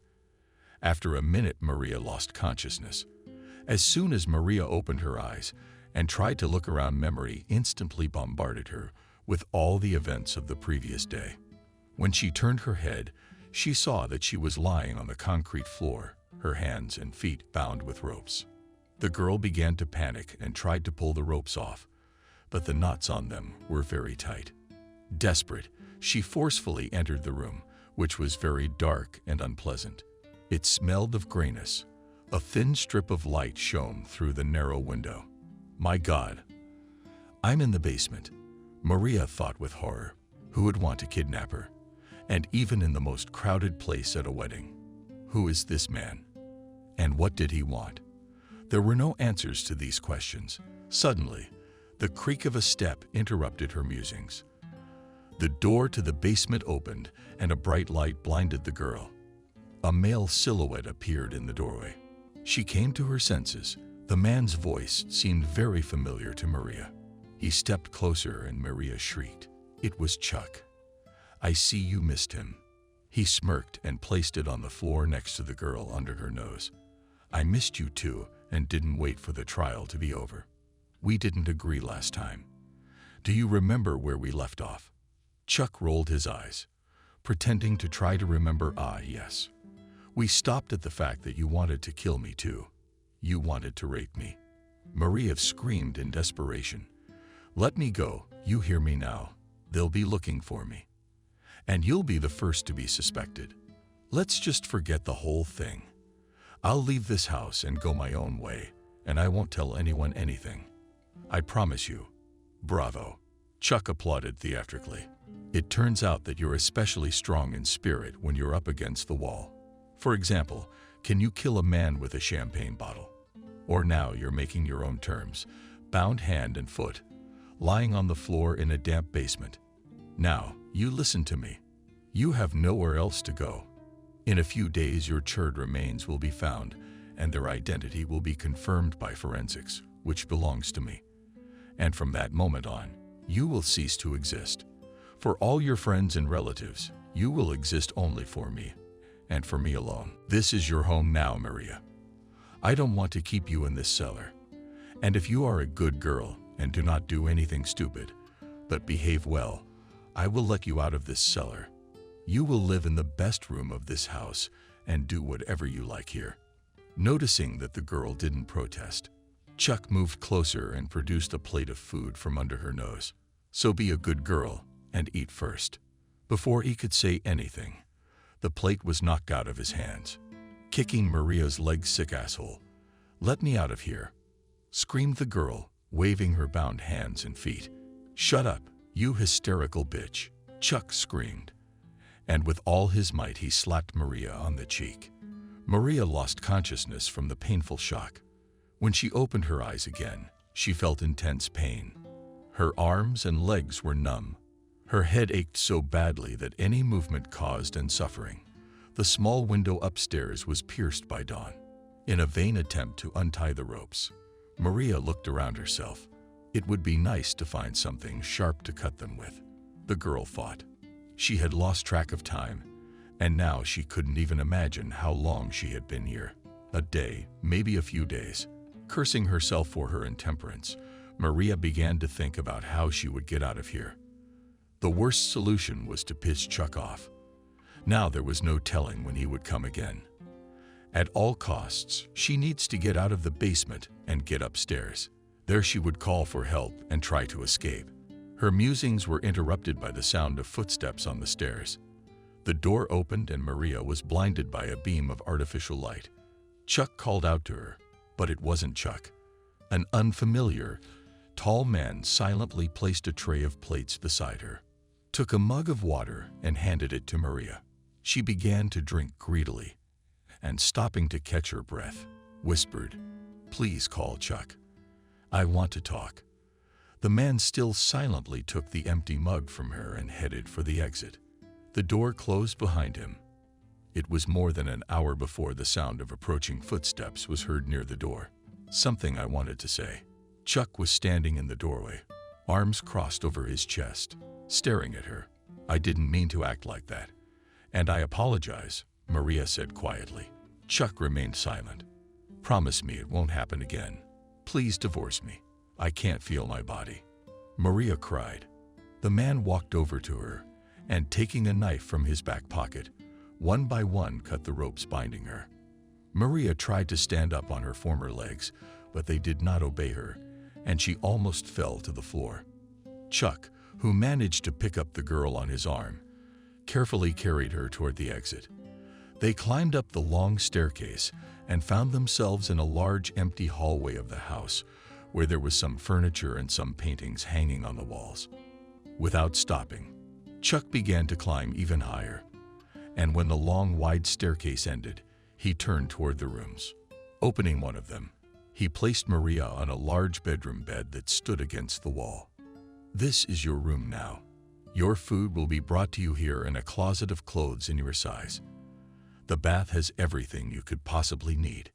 And don't be silly, there are cameras everywhere in the house. I can see them from my cell phone on the exit guard outside your door, my man. Chuck said dryly. I'll be gone for a couple days. A few hours of sleep gave. There is strength. She got out of bed and headed for the bathroom. The marble-on beige room with gilded plumbing was very spacious. A large lighted mirror hung on the wall in an open closet, neatly stacked, and white fluffy towels lay on the wall. Maria opened the faucet, and the bathroom began to fill quickly with water, sinking into the airy foam all the way to her chin. The girl felt relaxed for the first time in the last few days. She closed her eyes, and in front of them, one by one, images began to pop up. Here she was standing at Jacob and Emily's wedding, watching her favorite man marry someone else. It seemed like it could be worse. Turns out it could. You could wake up in a basement, bound hand and foot in the house of your enemy who had kidnapped you. Zah, back in her terry cloth robe, came out of the bathroom, surprised to find near the window a table set for one person, which was literally left with various delicacies in a deep plate. There was still warm soup available. Nearby, several kinds of salad and appetizers of fish and meat, a small number of types of cheese with nuts and honey, sandwiches with red fish and caviar, and a choice of several second courses, the names of which Maria didn't know. Tiptoeing to the front door, Maria tried to see through the keyhole. It was dark and quiet. She went to the table again, sat down on the edge of the chair, looked around, and began cautiously eating. There was no appetite, but eating made her feel much better. Going to the window, the girl saw below a large wide yard covered with a perfectly smooth green lawn, between which could be seen and paved with decorative bricks paths leading to the building. Just outside the front porch of the house was a roofed gazebo with a long table and a Mongolian inside area. In the middle of the courtyard was a fountain with a white sculpture of a mermaid, around which there were several benches. A little farther away there was a pool with birch-colored water, near which several deck chairs with umbrellas stood in a row. All this splendor, including a 4-story house, on the last floor of which was Maria's room, was hidden from prying eyes by a huge 3-meter fence, behind which there was an endless forest with a single asphalt road. Not a single neighbor's house, not even someone to call for help. Maria thought bitterly. Her gaze fell on the bed. Even if she made scraps of sheets, blankets, it would not be enough for a rope to climb down to the first floor. And even if it was enough, how would she get over that huge fence? Realizing the hopelessness of her situation, Maria burst into loud tears. She ran to the front door and pounded desperately at it with her hands and feet. You open up. I know you're behind that door. You're going to jail for kidnapping and restraining a man against his will. Let me out now. I'm losing my mind. The girl screamed. The door opened gently, and Maria saw the same tall man who had brought her food in the basement. Stop this at once, or I'll have to tie you up with a nonchalant face, said her guard. Well, can I at least take a walk in the garden? Maria came out sobbing. In response, the door closed and the turning of the key in the keyhole was heard. Suddenly, Maria heard the sound of a cell phone coming from the back of the room. She went to that sound, and when she opened the door of one of the lockers, she was surprised to find a cell phone bursting with ringing. Not realizing anything, the girl picked up the phone. Again, a scandal. Chuck's voice came from the phone. I warned you that one more such behavior and you'll go to the basement. I'll be home tonight and invite you to dinner. Closet, pick out a suitable evening gown at 7:00 p.m. You have to be ready. There was a short beep on the phone and it disconnected. Maria scrutinized the phone and tried to dial the police number and one by one the numbers of Jacob, Emily, and Thomas. The device looked more like a walkie-talkie with one-way communication, and all her attempts were met with a no network message on the screen. Maria opened her clothes closet and began to look through its contents. There were tops, skirts of various colors, several cocktail dresses, one of which was obscenely short, a couple of tracksuits, jeans, also underwear and swimsuits. Maria's hand first reached for the cozy house suits, but she, afraid of incurring Chuck's wrath again, pulled out all the evening gowns and spread them out on the bed. A revealing one with a deep neckline. The girl didn't even bother trying it on, opting for a simple mid-length black dress. She opened the shoe closet to match it with her shoes. Surprised by the number of shoes, she could not resist brightly small daughters on stilettos. For any reflection in the mirror, Maria smiled involuntarily, as if from a magazine cover, she thought. At exactly 7 p.m., the door to her room opened, and Chuck walked in. He was wearing a black suit and a white shirt underneath. With a satisfied look at Maria's outfit, he held out his hand to her, and they walked out of the room. Walking through the huge hallway, they turned down the dining room where a set table, decorated with romantic candles and fresh flowers, was already waiting. Sitting across from Chuck, Maria stared blankly at the room, trying to memorize it in great detail. Chuck poured wine into glasses, without taking his eyes off the girl. "You are very beautiful," he said shamelessly, looking at her bare shoulders in her evening dress. At that moment, an elderly woman entered the dining room with a large dish in her hands. She silently put it on the middle of the table and also, without saying a word, left. "I have to go to the bathroom." Maria hastily got up from the table and headed was following the woman on. Chuck gestured to stop her toilet in the other direction. "And if I find out that you've approached my domestic helper, I have to upset you. You will be punished very severely." Back from the ladies' room, Maria could hardly hide her dismay as she tried, no matter how hard she tried, to find her way out of the house. It was all to no avail. "Maria, I want you to finally realize that everything in this house has been thought out. The only way out of here is with your feet, and the sooner you stop making a fool of me, accepting your situation, the better it will be for you." He slowly got up from his chair, walked over to her, and put his hands on her shoulders. Maria noticed that they were very hot. She fearfully let go of the fork she was eating and squirmed in her chair, noticing that she was shivering. Chuck laughed. "Don't be afraid. You're not going to get raped by me." He sat down next to her on a neighboring chair, and then in the club was not going to. "He was just trying to scare me. But you beat me to it. You can live here in peace and not be afraid. I'll wait for you to come to me." Chuck flashed his eyes, but his voice was perfectly calm. "In the meantime, from tomorrow, you can move freely around the house, swim in the pool, walk in the garden. There's an online movie theater and a small library on the first floor. If you need any books, all you have to do is ask Andrew." He called out, and at the same second the familiar Maria entered the room. The man escorted the girl to her room. Until dawn, Maria could not sleep a wink. All night she thought up different escape plans. In the morning, the girl dozed off and began to have nightmares. How she was running away from Chuck, trying to get out of the gate, but as if she was always running in the same circle. Back in the hallway of the house and everywhere, she is haunted by Chuck's sinister laughter. When Maria opened her eyes, the sun was already shining brightly, oblivious to her shattered state from the sleepless night. She quickly took a cold shower, put on the first closet find she could find, a swimsuit, and a minute later she was already knocking on the front door. "Andrew, I want to see the house." They walked down the wide staircase to the first floor and into her library with its fireplace and leather armchairs. Maria gazed admiringly at several rows of books and, stopping at the psychology section, began to pull out one by one. "I think I'll come back here." Later, Maria realized and asked me to escort her to the courtyard. The fresh air and the illusion of freedom had an effect on her. The courtyard looked very green and well maintained. Trying not to arouse suspicion under the guise of a walk, the girl tried to get closer to the gate and take a closer look. "I thought you were going swimming." The guard stopped her. "And you were going to watch," Maria parried. Did she embarrass Andrew a little? She walked to the pool, quickly threw off her dress, and jumped into the water.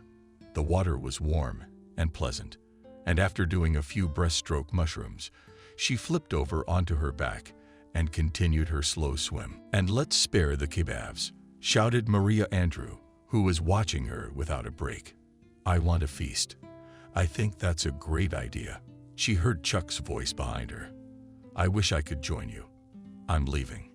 He got into the car and pressed the alarm button. The gate slowly opened, and in a few seconds Maria had time to see through the thick strip of mixed woods to the reflections of water. Behind the woodland you could see the river. "How long have you been working here?" Maria asked, cutting a juicy piece of chicken with a knife. She continued to eat without even counting on an answer. "I've been with Chuck for almost 20 years. He helped my mother, cured her dry," answered Andrew. Next stretched a succession of days, similar to each other as two drops of water. Maria spent most of the day in the library or walking in the garden. Every once in a while he would show up. Chuck spent a little time with her and left immediately. Everywhere, even by the pool, she was accompanied by the silent Andrew. While she swam, he sat on a chaise lounge and kept his eyes on her.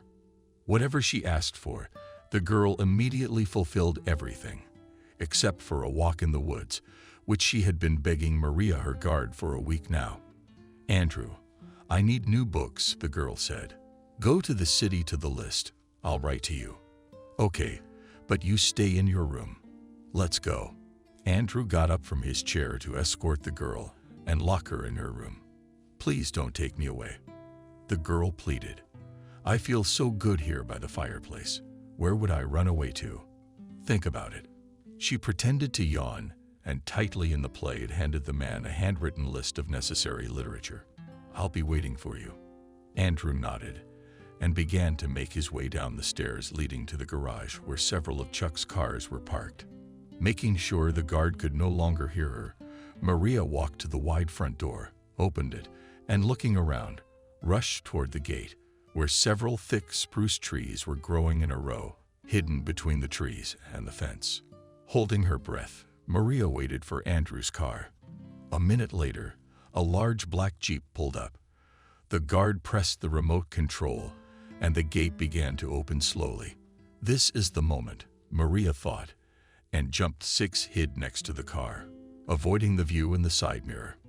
The car slowly drove out of the mansion, and the girl, moving behind it, found herself outside the mansion. It was getting dusk outside, and she had no trouble taking cover in a crevice of the woods. A maddening, explaining feeling of freedom swept over Maria, and she darted off, unable to see the road. It had all worked out, she exulted. All that remained was to reach some settlement. Her joy was dampened by the thought of what would happen to Andrew. After all, she had used his trust to escape. Maria promised herself that as soon as she was safe, she would take care of him right away. Maria had been walking through the empty forest for hours. It had long since gotten dark, and she finally came to a paved road. "I'll stop some hitchhiker and call the police right away," the girl thought. There was complete darkness all around, and the huge forest seemed ominous. She felt uneasy. She shuddered and shoved herself tighter. She had hastily shoved her sweater somewhere. The temperature was getting lower and lower, and she was already struggling to keep warm. "I can handle anything. Just keep going." Maria tried to calm herself down. She suddenly remembered how in her childhood she and her grandmother went on a picnic in the forest, and without listening to Adriana's instructions. The girl had lost sight of her and gotten lost. All despair, fear, and hopelessness instantly took possession of her. But her grandmother Sam suddenly surfaced clearly from the hidden corners of Maria's memory. Never, and no one would let herself be broken. Not to the forest, not to man. "You are strong, and always remember that." In the sky, the dawn was already slightly dawning, when Maria suddenly heard a sound coming from the car. Turning around, she stopped and stared intently at the beginning of the winding road. But the light of the approaching headlights blinded her. "The important thing is that people notice me and don't drive past me." It flashed through her mind.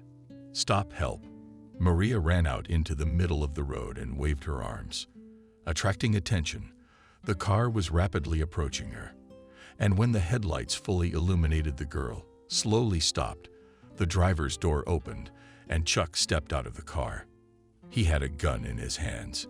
Maria screamed wildly and rushed back into the woods. "But what were you scared of?" "Baby, I've been coming for you all night while you're still running around in the field." Maria heard the click of a bolt of a gun. She hid behind a tree and tried to catch her breath, not to lose sight of the man. "You did good, Maria. Outsmarted everyone and got away. Too bad about Andrew. He was a good man. Now his death is on your conscience." Covering her mouth with the palm of her hand, Maria cried silently. 20 years he was by my side. Never once let me down."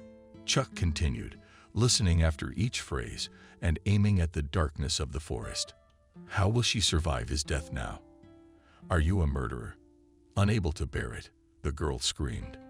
And immediately next to her body a bullet, almost hitting her, Maria rushed into the thicket of the forest. She heard Chuck running after her, and panic seized her. Every now and then she bumped into tree roots and colleagues sticking out everywhere. She ran without stopping. Her throat was dry, her heart was pounding desperately, and tree branches were hitting her face painfully, but she didn't stop. "I have to find the nearest settlements before dawn, or he will find me and kill me."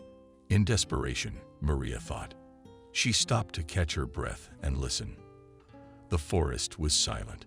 Only the rustle of the leaves and the rustle of the wind could be heard.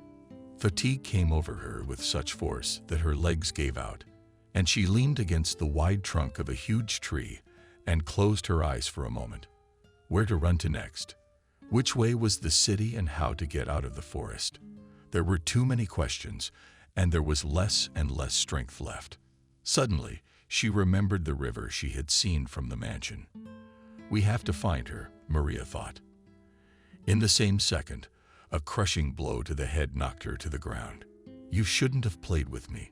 Chuck grabbed her by the hair and pulled her up to him. "I told you, the only way to get away from me is forward feet." He threw her to the ground and laughed, enjoying her helplessness. Maria tried to stand on her kicking leg, making her squirm in pain. "Did you have everything you wanted? Ungrateful bitch." The blows came one after another, but she was no longer in pain.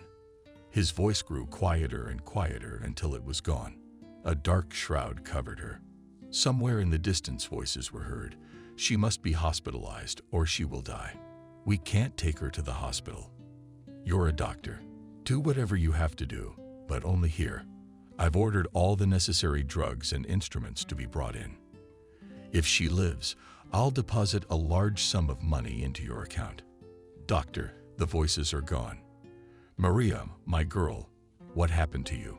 Maria heard Adriana's dear voice. "Grandma, I'm so sick. I want to come to you." "Hold me," Maria whispered with broken lips. "No, you can't. Maria, you have to fight." Opening her eyes, Maria saw a man leaning over her to give her an injection. She wanted to turn around, but the sharp pain of the city cage pierced through her. "Hush, girl. No need to move. Your ribs are broken. I'm going to give you injections now, and you're going to shove again." "Doctor." Treating her arm with an alcohol wipe, Maria lay in bed. Weak, pale, racked with pain, her head and her whole body felt as if it had been cut with a knife. The rare hours when she regained consciousness were a real torture for her. One day when she opened her eyes again, she saw the assistant holding a plate. "Come on, Maria. Do you need a sip of broth? It will help you recover." The woman spoke softly, raising the spoon to Maria's lips. The girl moaned softly and turned her head back to the wall. Any thought of anything but cold water made her cringe. Suddenly, the door opened and Chuck walked in. Maria began to choke. "Hadn't you better go?" the doctor said sharply and closed the door behind him. Several weeks passed. Maria sat by the window and stared blankly at her surroundings. There were snowflakes outside the window. She shifted her gaze to a chair and, taking a book in her hands, immersed herself in reading. An assistant came into the room and began to clear the dishes from the table. "At last, you have a good appetite." She was happy to see that the girl had eaten all the dinner in the kitchen. There's a warm meat pie waiting for you. If you don't want me anymore, I'll go home. That's what she asked for tonight. My daughter and grandchildren are coming, of course, and the kids. Thank you very much. Maria smiled. Maria dreamed that she was running through the burning forest. All around was an unbearable smell of burning smoke. With great speed, the fire was spreading through the branches of the trees and through the grass, devouring everything around. It seemed to her that in another minute the flames would touch her bare feet. It was getting unbearably hot, and she began to suffocate. Maria, wake up. Some man frantically shaking her unsuccessfully. Trying to wake her up, she opened her eyes and saw Andrew. Jesus, Andrew, I thought he killed you, she shouted, hugging the guard. He almost did. I was in the basement the whole time, but I managed to get out. Maria, listen to me carefully. We don't have much time. The mansion is on fire and is about to explode. There are gas tanks in the basement. We have to get out of here immediately. It's only now that Maria realized it wasn't a dream. And the house really smelled like burning, and the temperature was already unbearable. Smoke was coming from the next room, and the curtains in the room were embraced by tongues of flame. Andrew and Maria rushed to the stairs, which was already all on fire, holding their breath. They cautiously made their way down to the exit. When they were on the second floor, the charred staircase collapsed with a crash right under their feet. Jump! Grabbing the girl's arm, Andrew shouted and pushed off with his legs, dragging her with him, hitting her leg painfully. Maria groaned. I think I broke it. Andrew picked the girl up in his arms and rushed towards the exit. His eyes were black, and it was hard to see. But the guard, confidently reaching the front door, pushed it open with his foot. Sam God, it's not jammed, he yelled, ran up to the car standing at the gate. Andrew hurriedly opened the front door and gently put the girl in. He started the car and sharply pressed on the gas, declaring she touched down. Maria turned around and looked at the fifth house in flames. Suddenly, some movement on the first floor caught her attention, and looking closer, she saw Chuck standing there looking at her. Stop, the girl screamed. Maria, the house is going to explode. There's nothing we can do to help him. Andrew hit the gas even harder, and the car sped off toward the gate. Within seconds, they were smashed by the armored hood of the tearing car. Barely had she gotten a safe distance away, there was a deafening explosion. For hours on end, they drove in silence, slumped over, staring at the endless winding road that disappeared under the hood of the car. Andrew was the first to break the silence. We'll get to Los Angeles soon. Do you remember where your friend lives? Maria nodded affirmatively, and her heart sank desperately. It seemed that this nightmare was over. With hope in her voice, she said and looked at Andrew. What are you going to do next? Go back to Los Angeles? No, I can't go back to Los Angeles. I can't go anywhere right now. It's gonna be a long investigation, and even though there's no evidence left, I'll probably be a suspect. He took a cigarette out of his pack and flicked on the lighter. He took a deep drag. It was already late morning, when familiar streets and squares flashed before Magi. Los Angeles was all white. Standing along the road, faintly decorated with LED garlands, created a festive atmosphere. Andrew stopped the car in front of the house. Goodbye, Maria. He hugged her tightly. Thank you, Carr whispered. For a moment, she held her gaze and pushed the door open. Only after the third ring, Maria heard the lock click. The door slowly opened, and she saw Emily, who could not utter a word, staring at her like a ghost. Oh my God, Maria. She had regained her speech, but she couldn't comprehend what was happening. We thought you were dead. She hugged her friend tightly, and at the same time she fumbled for her, as if she still doubted she was alive. Where have you been? Vic, it's a long story. I'm really tired. Let's sit down.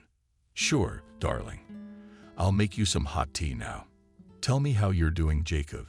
You were supposed to be due a long time ago. Where's the baby? He's sleeping. Emily turned slowly toward her, leaning against the wall. her face contorted in pain. Son, he didn't make it. I went into premature labor. The baby turned out to be non-viable. Jacob and I tried to cope for a long time, but we only became strangers. He was staying late at work more and more, giving legal advice on the weekends, and I was alone the whole time. Only one person supported me. That's Thomas. Anyway, Thomas and Jacob, caught us together. After that, he packed his bags and filed for divorce. Emily burst into tears. Maria, will you ever forgive me? The girl held out her hands to her friend. Where is he? Where is who? Thomas? Emily was surprised. No, Jacob. He lives in his apartment there. Maria, what's going on? Where are you running to?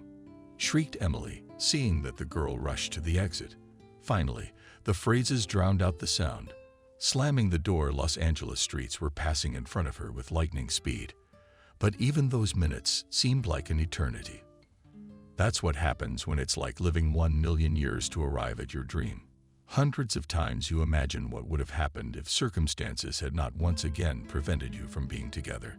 And when you're close enough to your happiness that you can just reach out and touch it, it disappears like a beautiful dream with the morning dawn. And then you are desperate and powerless. Your soul is empty and you can't fight anymore. Do you feel like you've given up? All you have left is the faint flame of hope that smolders inside.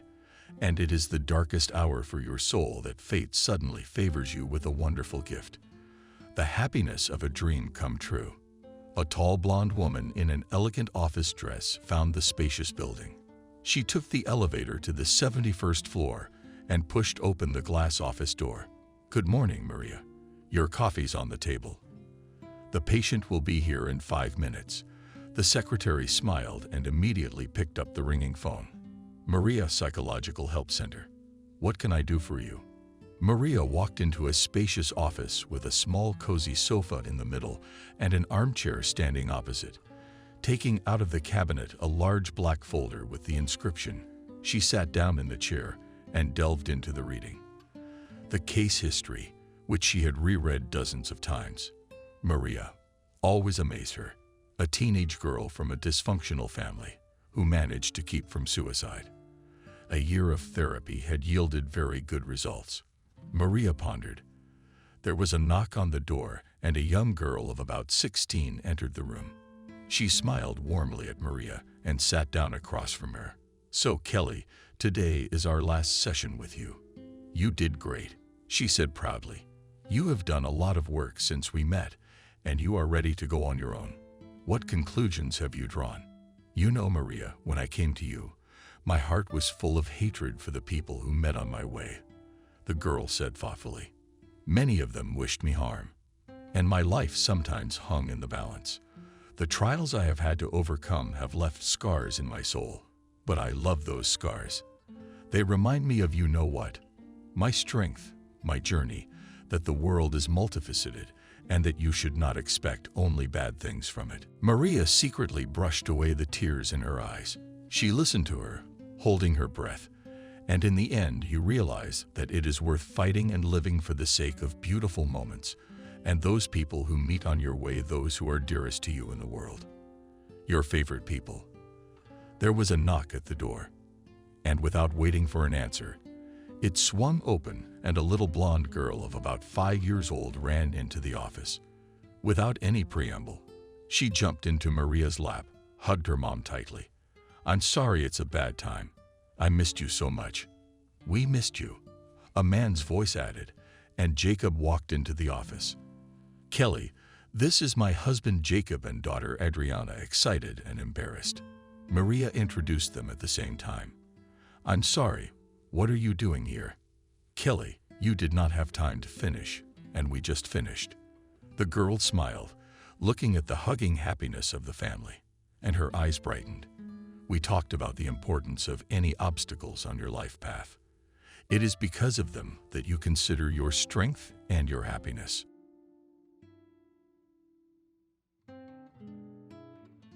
Subscribe and click the bell. Daniel pulled his heavy bag out of the dusty, smelly bus. He saw himself, his old bag, and the entire interior of the gasoline and hot dust-stained bus as dirty, wrinkled, and in need of immediate washing.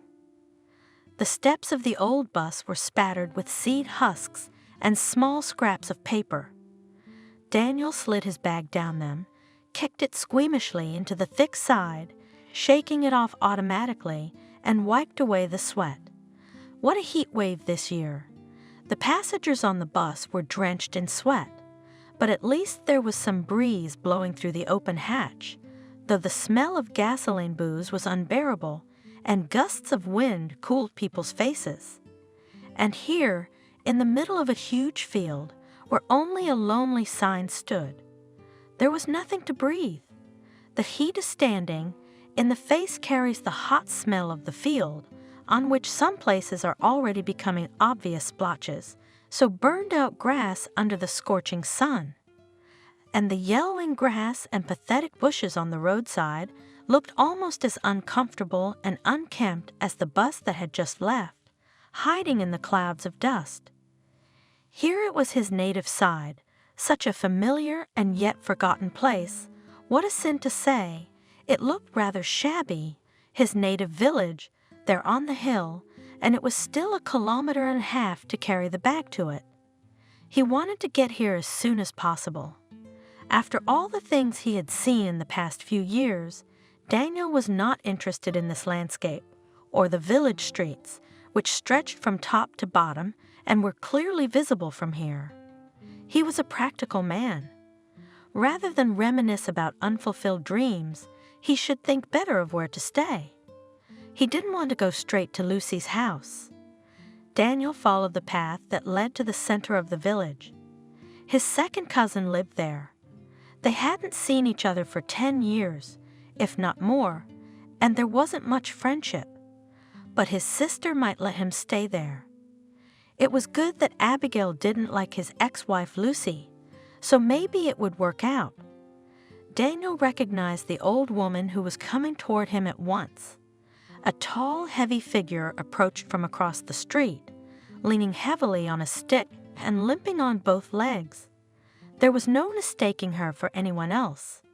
It was their neighbor, the terror of the whole village, strict and fair Clara. Since she had worked all her life as the head of a dairy farm, she was used to giving orders to milkmaids and half-drunk cattlemen with a thunderous voice. She was also known for the fact that she was not afraid of any superiors, and she always told everyone in the eyes what she thought, and she thought in the collective farm way, in the owner's way, so that everything was fair.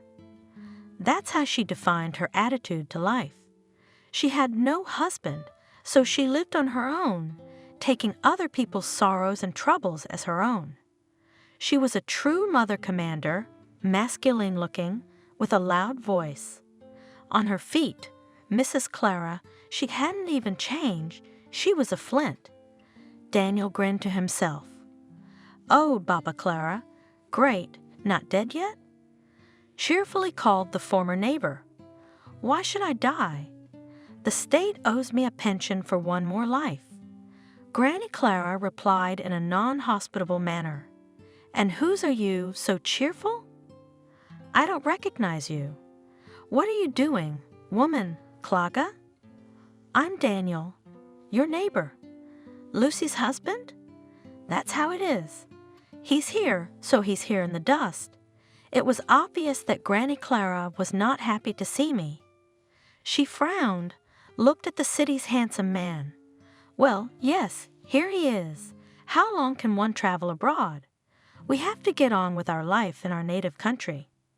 Daniel tried to make the conversation positive, but the old woman had been known for her iron temper before, and over the years she must have hardened even more. It was not easy to get her to be cordial.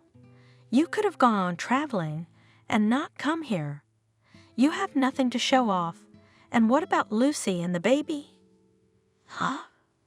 The grandmother waved her hand and even spat in his direction.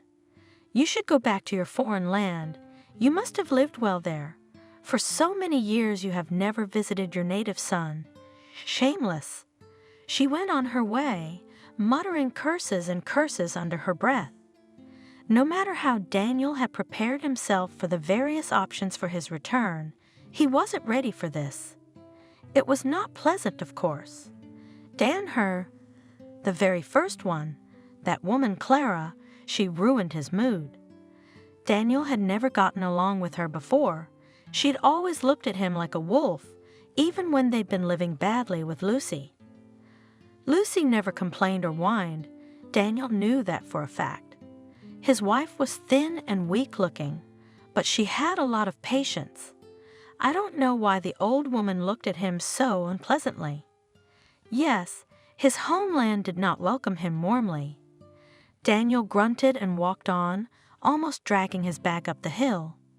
The closer he got to his goal, the taller he grew, the more elastic his gait, and he carried his bag as if it were full of fluff. The man tried to look good. "Everything is fine with me, and my business is excellent, and my mood is good. You see, I'm in a great mood." His whole look screamed. The wide smile he had on his face looked like the mask of a happy man. The street he was walking down after years of absence appeared narrower, more unassuming than when he was a child. But through the front gardens, tall golden orbs and mallows were also going crazy. These unpretentious flowers were familiar attributes of his native village from childhood, and Daniel felt something stirring in his soul. The front garden of his native house had looked exactly the same when he went to school for the first time as a 7-year-old boy, and it was exactly the same bouquet of golden orbs that he had held in his skinny hands, shyly holding out to the beautiful and slender teacher. Is the teacher, whom the 13 first graders adored with all their hearts, still alive? They caught her every word, and at recess they tried to come as close as possible to her desk to breathe in the wonderful smell of her hair. They smelled of divine toilet soap. For the village kids who washed themselves gray and thrifty, once a week on Bath Saturday, that smell embodied both the distant city, from which Evelyn came after the Institute and their own future, unclear but beautiful, like the young teacher herself. Daniel remembered his first A's, of which he had been so proud, his mischievous friends. He had always strived to be one of the best, not in studies, but in sports. If he failed in sports, he had to win in dancing or checkers. Evelyn left, and so the studies became uninteresting. The gym teacher, who was in their school, got married and stopped coming on a motorcycle from the district center. Daniel abandoned sports, checkers, but in checkers he could still now beat a dozen good opponents. But what good would that do? As quickly as he lost interest in everything, he burned out as soon as he achieved a little success, and so it happened with Lucy. While he was courting her, he tried hard, he tried his best, but as well as he could, as it was customary in their area. Lucy was considered to be almost the first beauty, and to win her meant for Daniel to win another victory. He tried. He walked with pleasure, remembering his younger years. He had lived well in his native village in his youth. What can I say? But then life did not go well, and Daniel was carried away somewhere, dreaming of a great future, temptations again. Here is the sister's house, Platbins painted blue and white, in the front garden according to custom flowers order. Abigail's parents always lived well and were excellent hosts, so Abigail is in them too, a real homeowner. Or maybe she's been married for a long time. Maybe she has kids. Well, blood is not water. Daniel will put up with Daniel for a while, and her sister's husband, and their kids. What can you do? Your kin, it said. Daniel stood up straight and opened the gate. You live well. He smiled broadly at the young, full woman standing on the porch. Receive your guest, sister. Abigail greeted him with a look of surprise or incredulity. This was someone she hadn't expected to see on her doorstep, hadn't expected, and hadn't wanted. Not at all. What brings you here, Daniel? She gave him her hand reluctantly as he came over to hug her. What are you doing here?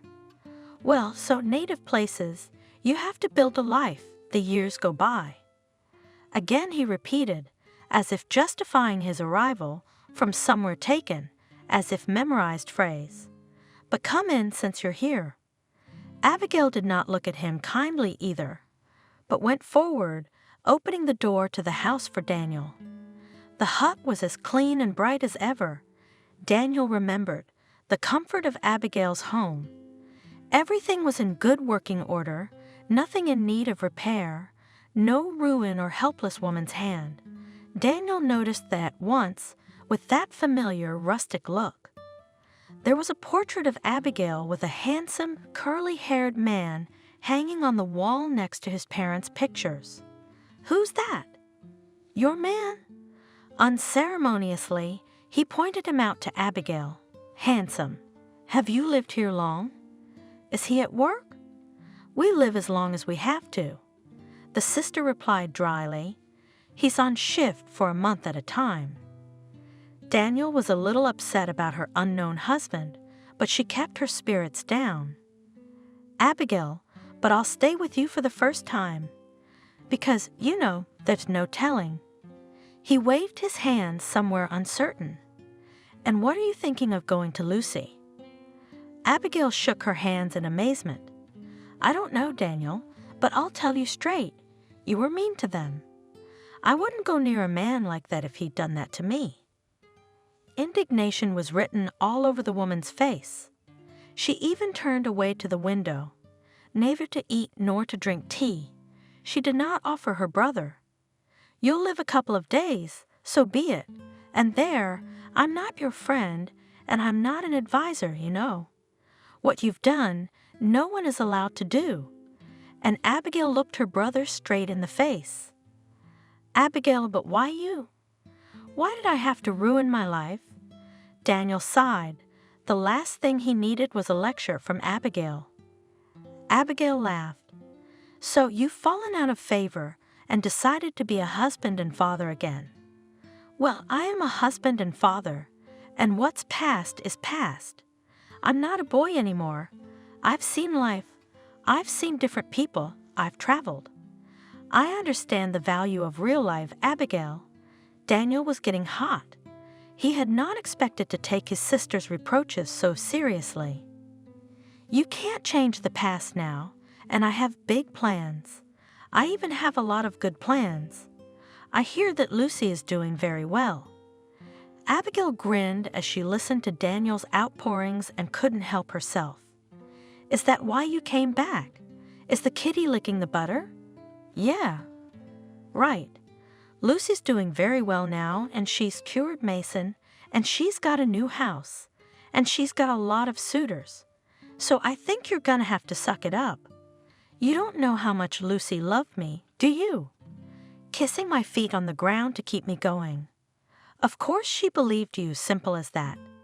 She got married. She was going to live well. She gave birth to a son for you, you fool.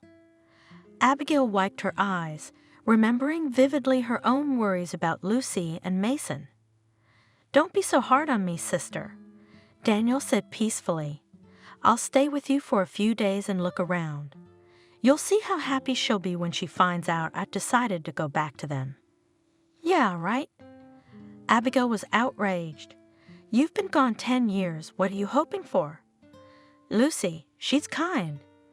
Daniel smiled crookedly, convincing himself first. She'll be glad to see me.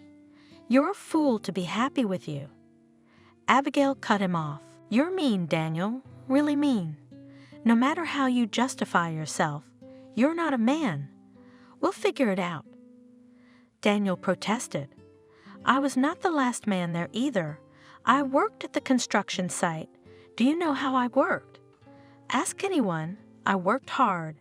No one had Abigail to ask about him, and there was no reason to.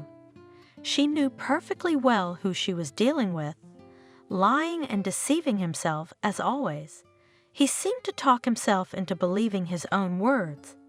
He protested and went back to persuading himself. "You're Abigail. Remember, I'm a handyman. I can do anything if I want to. The main thing is to set a goal. If I have a goal, I'll achieve it. That's just the way I am." Daniel looked at his little sister and tried not to notice her judgmental, purely womanly, a little pitying look, and it was unclear whether Abigail actually felt a little sorry for him, or whether she was sorry that he was really her relative, a third cousin, a brother. And he again pretended to himself that he had not heard, but he had. He didn't believe his stupid sister. What did she know about people? People like him, purposeful, seeking, and what was his opinion? His sister sat him down at the table, cut lard, warmed soup, brought a table full of herbs from the garden. Daniel enjoyed plump cucumbers only from the bed, tomatoes cracking from their own juice, crisp onion stalks, and praised his sister. "Well, Abigail, you're just like your mother." Aunt Nina was a famous vegetable gardener all her life. It was not for nothing that she worked in vegetable growing on the farm for so many years. Even my mom didn't have such tomatoes, even though Aunt Nina used to grow them. What a hostess you are! Abigail, indifferent to flattery, sat sadly. Her face never brightened. "Don't they feed you like this in the cities?" She did not lower her mocking tone. "When I left, I had never eaten such lard and pickles. Shoeing," Daniel said nonchalantly, "my native land, it's yielding." Little by little my sister thawed. "Daniel, you haven't found happiness in distant lands." She sighed contentedly. "Lucy, your Lucy, she left too. Yes, she didn't settle down either." "How did she leave?" "Where?" Daniel choked and stared at Abigail, froze with a cucumber in one hand and a spoon in the other. "Chew on that, or you'll choke on it." Abigail looked at him with annoyance. She came back later. "There were all sorts of rumors, but nobody knows anything. You drove off with your tail between your legs, but Lucy was as if her soul had been taken out of her. She never left the house, never talked to anyone. She lived in lockdown, then she moved away. For 5 years we didn't hear a word about her. We'd already forgotten her. But she came back. She came back 5 years later to your house and immediately started to build a new house on the plot."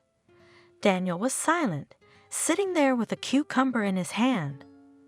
"A new house?" he only asked in astonishment. "That's it.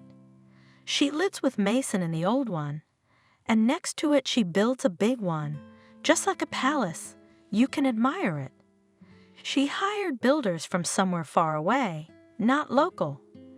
Ours would at least know something, but these swarthy ones don't even speak our language. Moldavians? They live right there, at Lucy's, in the anteroom. Is it really true that nobody knows anything?" Daniel asked. "No. People went crazy at first. Where were you all this time? Where did the money come from? How did you get it together?" They tried to ask questions, but they wouldn't say anything. "How is she? Doesn't she go out for bread? What does she feed the workers? She rarely goes to the local stores. She goes to the city." Despite her model-like appearance, Lucy was a quiet and modest girl. All the girls in the village were big, tall, and overweight, blood and milk. Noisy, vocal local girls could hurt the unwanted groom with a strong word and stand up for themselves, and if necessary, to scoff and hard to get their own way. Among them and the newcomer was like a sparrow in a flock of crows, small and not loud. Daniel wanted just such a bride, and it was not hard to choose. She was the only one to whom his heart lay. "What do you see in that pale marshmallow?" Mother grumbled. "She can't milk a cow. She can't draw water. She's a weak girl. She's of no use in the farm. There's Doris. She has tits like a dairy cow and strength like a man. My father is in charge of the grain mill. That's why the house is full. If it's built that way, my brother is a forester. I'd marry her. I wouldn't be in trouble. But that girl, Why do I need Doris, Mom? Daniel laughed.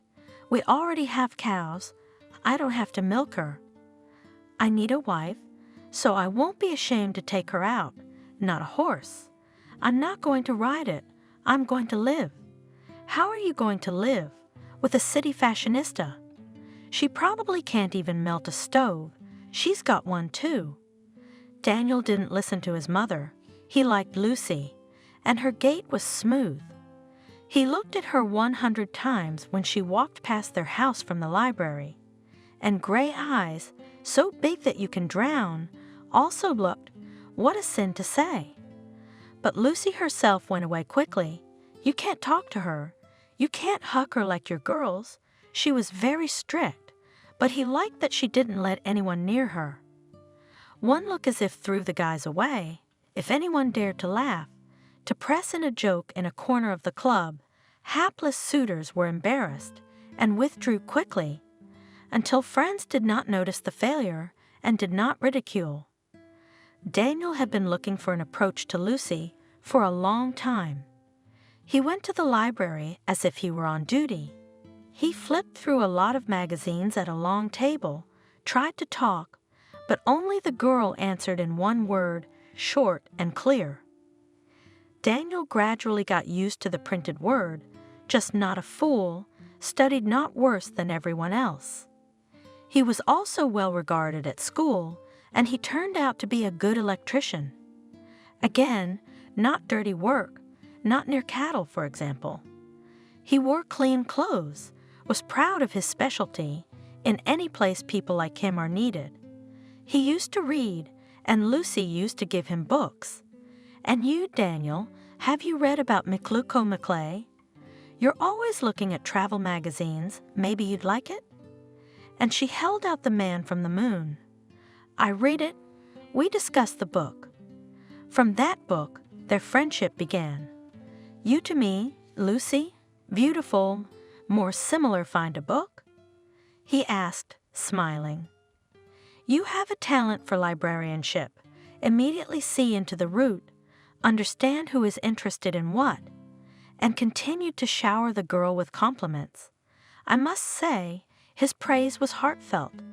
He really saw in Lucy only good. And Lucy, bookish soul, finally saw in him, as it seemed to her, an interesting interlocutor with whom you can talk. At first, as usual, the conversations revolved around the books they had read, and Daniel was sly, trying his best not to give away his uneducated nature, not giving the impression that he was hearing about many things for the first time. More on that later. What only they did not talk about, fall and winter evenings, in an empty reading room. To tell the truth, this library was not such a popular and crowded place. Gone were the days when half of the reading room was occupied by young guys who were happy to sit at newspapers and magazines until the start of the movie. Regular readers, really keen book lovers, went in the afternoon. Children from school were also brought in during school hours or right after school, and then the quiet hall was filled with children's hum. Printed editions on the tables were scattered in all directions, under the children's quick hands. Children would come in whole classes, talking and laughing, and on such occasions Daniel would leave at once to return in the evening when Lucy had finished her work and was going home. It was especially good for Daniel to be here in bad weather. There were no people, no one walking in the rain or blizzard to the library. Outside the window of blizzard or rustling rain, you could hear someone slapping on the puddles, and the library was warm, the radiators crackling cozily, and he and Lucy just the two of them. He was enjoying himself and sinfully proud.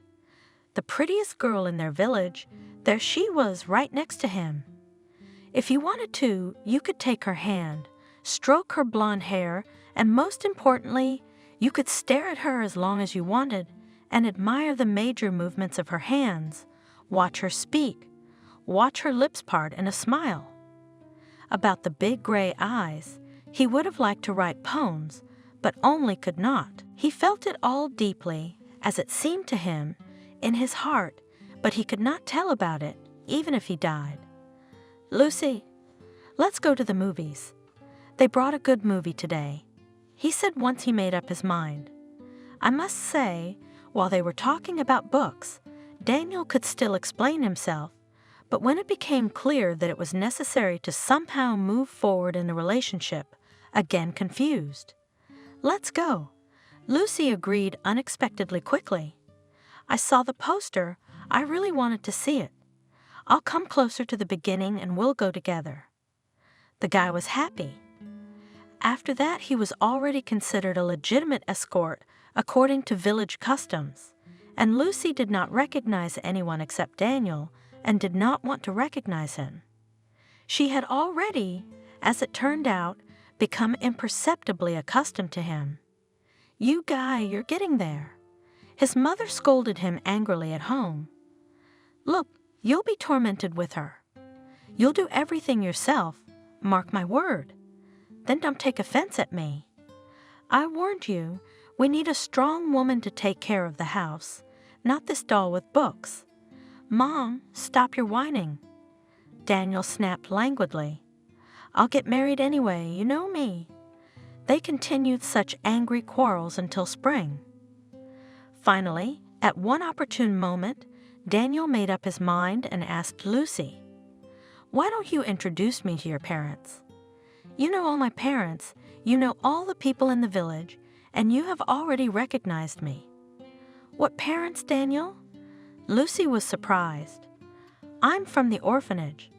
I have no one in the world, no relatives, no one. I can only introduce you to the director of the orphanage. She is a wonderful woman. She was like a mother to us. I always write her letters."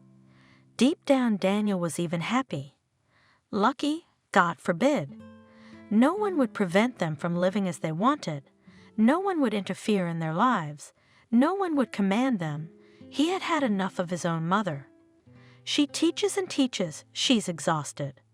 Mother surprisingly calmly perceived his decision to marry when she learned that the future daughter-in-law round Orphan. "It's for the best," she said. "Ours will be ours our way, and she'll live her life." But Daniel immediately declared, "Well, no, we will live separately. With you will not boil the porridge. You with your moralizing will not give us peace. So, sorry. Goodbye. We'll come and help you. Just call us. But old and young should not live in the same house." "Wow, you raised a son." The mother wailed, "Why are we throwing you out on the street?" From time immemorial, a bride was brought to her mother and father's house. "I've made an agreement with the chairman. There's an empty house near the board. Remember? They'll give it to us for the first time, and we'll buy it back from the village. Well, it's a nice house.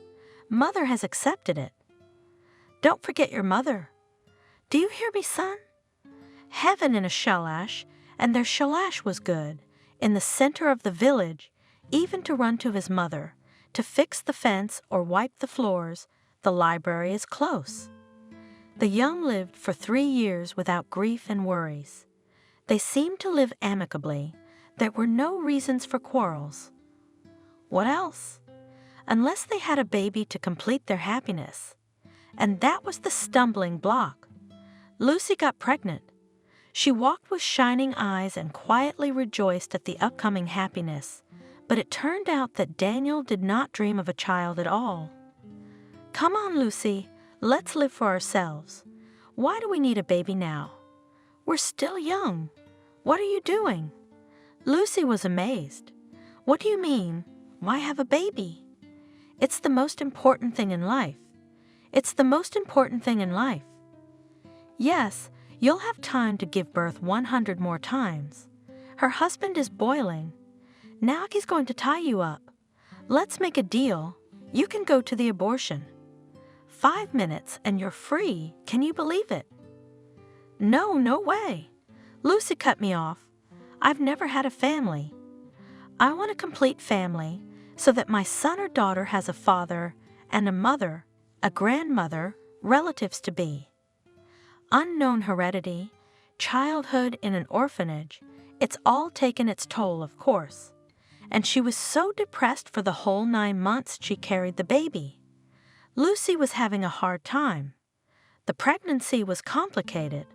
Lucy was hospitalized several times. Daniel became depressed. The usual way of life threatened to be disrupted. Instead of a measured, comfortable life in his own pleasure, he would have to listen to the crying of the baby all night, to do something for him, and Lucy would not be his at all. Already now, just on the threshold of the troubles, he suffered so much that no one will not show a little. He's not groomed, not fed. My wife used to hang his ironed underwear on a chair after the bath, down to his t-shirt and socks, and now he washed on Saturday in his mother's bathroom, so he could hardly find the right clothes in the closet. I couldn't find socks, so I had to wash the dirty ones myself and wait for them to dry. Of course, I went to my mother's house for lunch, not with different Mirandas, as Lucy spoiled him, but still home food, normal. He grew up on it, and nothing happened to him. But he wanted beautiful, healthy dishes for his stomach. Daniel was used to variety, but his mother's old woman had a menu. Soup and potatoes in 3 kinds, fried, boiled, and baked. He would have slept at his mother's, but she talked too much. Daniel was getting tired of the boredom of old age, as he called it. The house was boring, uncomfortable. There was no one to talk to. The floors were dirty. There was dust on the tables and shelves. The mistress had been in the maternity hospital for 2 weeks. Finally, gradually, he got used to the fact that he now had a son, but he could not love the boy. Strange thing is that Daniel had once loved Lucy, as he himself thought, for real.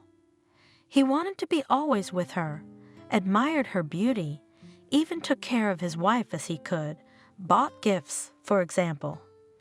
Lucy, with special love, put on a pink silk dress, which he brought her from the city. She remembered that summer day at the beginning of their life together. "Look what I ripped off for you at the department store." He shouted to his wife, who looked out the window, when he rode up to the house with a friend on a motorcycle. Even though I was on a business trip, I didn't forget about my beautiful wife. 100 women were looking at this dress, arguing, but I got it. And right on the street unfolded this dress of unprecedented beauty. Lucy just aghast and hugged her Daniel. He took care of the housing, and at first he arranged everything in the house. It is impossible to say that he was a bum or a drunkard. In the village he was considered a smart and not at all lazy electrician, and he often came to his mother's house to fix the roof or the fence. And when Mason was born, something changed in Daniel. Jealousy of his own son overpowered his love for his wife. It is true that Daniel was not particularly warm-hearted before. He had no friendship with anyone. He only told his wife that he was with friends. In fact, he was so busy with himself that he had no interest or time for others. Lucy noticed a motherly, unkind attitude towards people. He saw faults first of all, and then she saw her son. He was lying apart from the perfectly intact booths, where the frightened but seemingly healthy children were sitting. It was later learned that they were only slightly bruised. Only Mason was injured. He was taller than the other kids, and although the merry-go-round had not even had time to gain height and spin up, just started to rise, the boy flew out of the cabin, unable to hold on to the handrails. He was lying on the lawn a little farther away, with his eyes closed and no sign of life. Son Mason! Lucy rushed to the child, about to take him in her arms, but was stopped by the attendant. "Don't touch it, don't touch it. The doctor will come now. It's dangerous to lift him." Lucy understood nothing and stroked her son's cheek in horror. By the veins in his neck, she realized that the boy was alive while he was still alive. An ambulance pulled up. Lucy and Mason were taken to the hospital. Daniel, who approached, only had time to see Lucy get in with her son, and the car door slammed shut. Lucy, whose thoughts were occupied only with her son, did not think to wait or look for her husband. Time was golden. What happened here? Daniel rushed to the employees of the ride. "My son's in there. What's wrong with him? And my wife's in the ambulance. I saw her." "Calm down. He's alive." They were trying to calm him down. He let go of his hands and fell. "Your wife is unharmed. She went to the hospital with him." Once again, Daniel was alone. Mason regained consciousness, but his spine was damaged, and the boy could not get up or walk. Lucy was constantly with her son in the hospital. Daniel worked. The expenses were enormous. Lucy, completely dried up from worry, in one of the short visits home asked him, "Daniel, you'd better try to live more economically. We're going to need a lot of money. Reconstructive surgeries are expensive. Is there any hope that he will recover?" Daniel asked. "Maybe we're just kidding ourselves. The doctors are giving us a chance." It was obvious that Lucy herself had little faith in this, but she continued to fight for her son. Daniel tried. Money never hurts. He understood that well. He didn't like going to the hospital. He said he was tired at work. Lucy felt sorry for him. She was with the boy, let her husband rest. To look at the crippled child, the father could not and did not want. His estrangement from his son deepened. Again an empty house, again loneliness. He was tired, exhausted. There was no desire to go to his mother, tired of her grouchiness. The young man wanted warmth and comfort, a woman's care. When will it end? He was indignant when Lucy once again came to check the house and put in order, wash his clothes. "Well, I'm not at the resort." The wife was offended. "Do you want to go to the hospital, and I'll go to work?" She knew perfectly well that this would never happen, that Daniel looked like a fool. To lose the only thing he had left, his freedom. No, he couldn't empathize with his bedridden child of 3 years. In that time, Daniel had acquired a convenient mistress. Miranda worked as a clerk at a bakery in a neighboring town, and a couple of times Daniel had stopped by the bakery for a snack and encountered her feminine, greedy gaze. He felt he had nothing to reproach himself for. God knows he tried. For 3 whole years he had endured loneliness, lack of comfort. Almost always alone without his wife, no one could stand it. How many times? He just turned 30, the age when you want to live. Now at every opportunity he went to Miranda, who always waited for him with a table set and pastels undone. And at home there's only work. Money going to doctors and drugstores, a tired aging wife and a crippled son. More than once and more than twice, he tried to explain to Lucy that all this treatment is completely useless.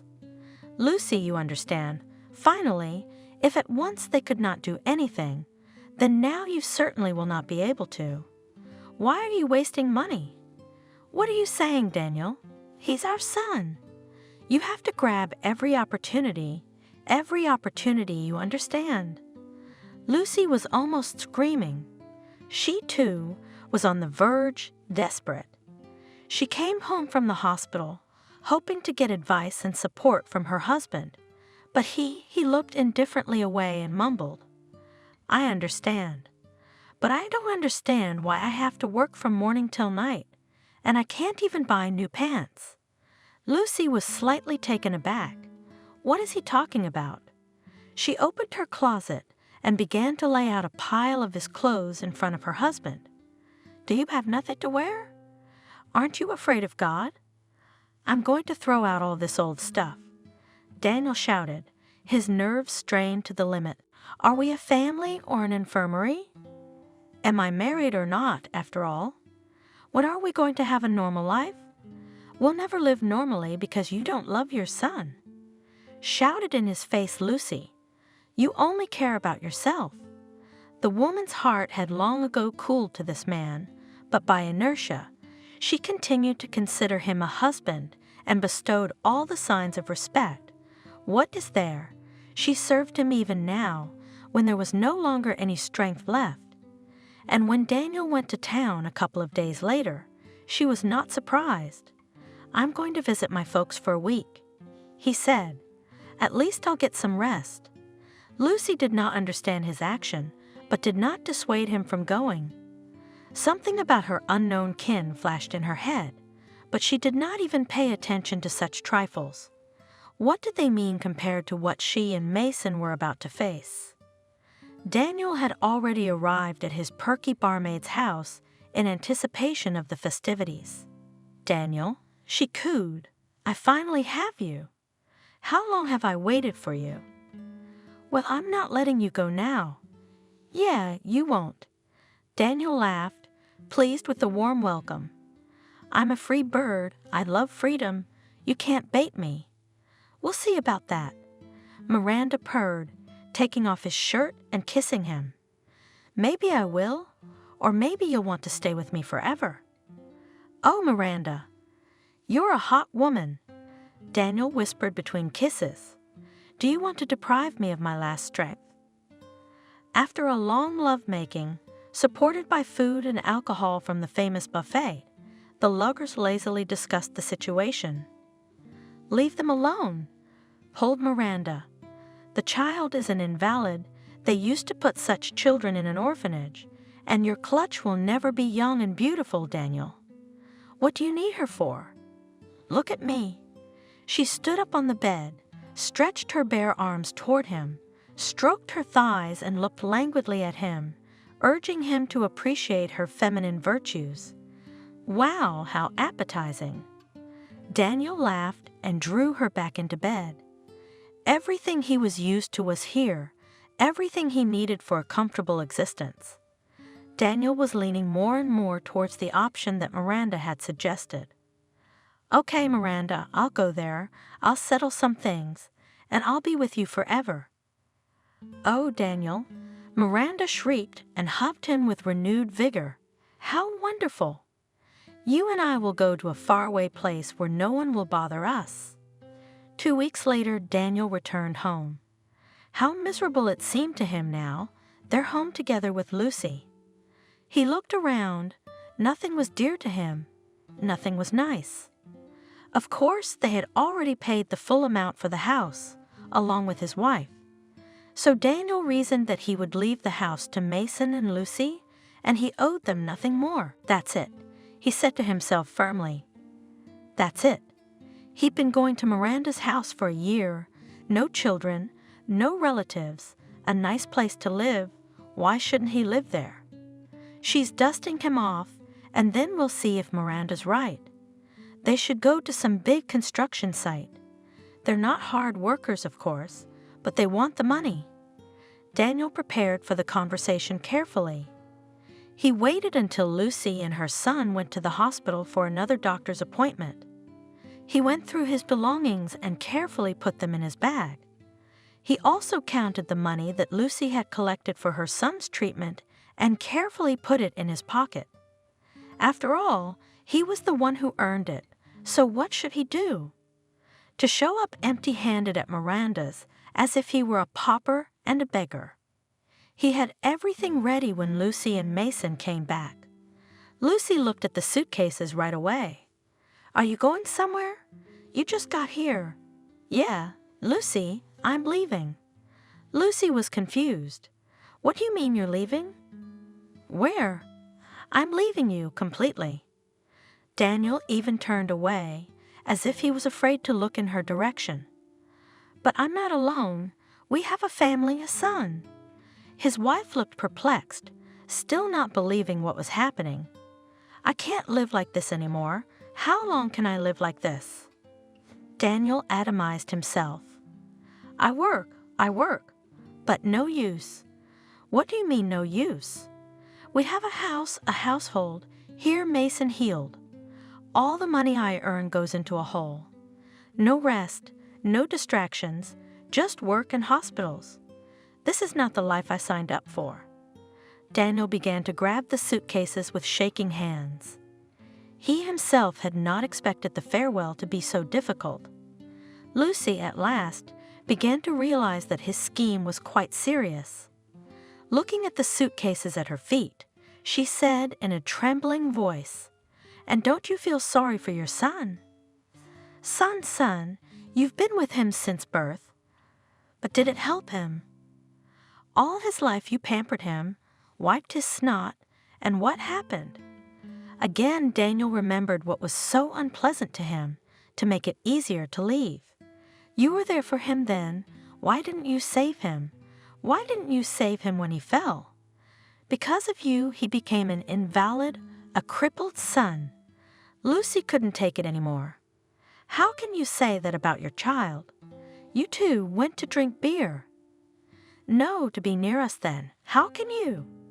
She finally burst into tears, which had been in her eyes since the beginning of the conversation. I'm telling the truth. I pampered him, so he sits all day long. He'd be back on his feet by now if you hadn't dragged him to hospitals. There's no life. You say family. What kind of family are we? You're always going to doctors, and I'm alone. You work like hell, and you don't even have hot soup at home, let alone a family. How will we be without you, Daniel? Wailed Lucy, who could not understand her feelings and only cried. Will you go to work, Hal? Stop driving him back and forth. You can't get new legs. He'll sit alone. He's not a little boy. Finally, Daniel gave out all the things that had been driving him crazy for years. It was as if a long-standing boil had burst. How could it be, Daniel? Lucy asked through her tears. The doctor said today that in 3 months we will be admitted to a clinic in the capital. This is already a 100% guarantee that the treatment will help. They work miracles there. It's the same story again. Lucy, how can you not get tired of believing these charlatans? I've been working for years for their money. Enough. But we've waited so long for this, it's only a matter of time before Mason gets back on its feet. You'll see. No, I've had enough. Daniel firmly threw away his wife's hands that were reaching for him. Daniel, for God's sake, don't leave us in our hour of need. I won't say a word later. I won't reproach you. But help us now. It's only 3 months. Lucy sobbed and threw herself on her knees at his feet. He only looked down at her squeamishly. Don't make a scene, Lucy. You're not the first. You're not the last. You'll have an even easier time without me, lonely one. And he let out a hoarse laugh. How many times can you believe this nonsense? The exhausted wife continued to cry, sprawled on the floor near his feet. There was the familiar squeak of wheels on the uneven boardwalk, and out of the corner of his eye Daniel saw Mason pull up in a wheelchair. Mom, don't. Let him go.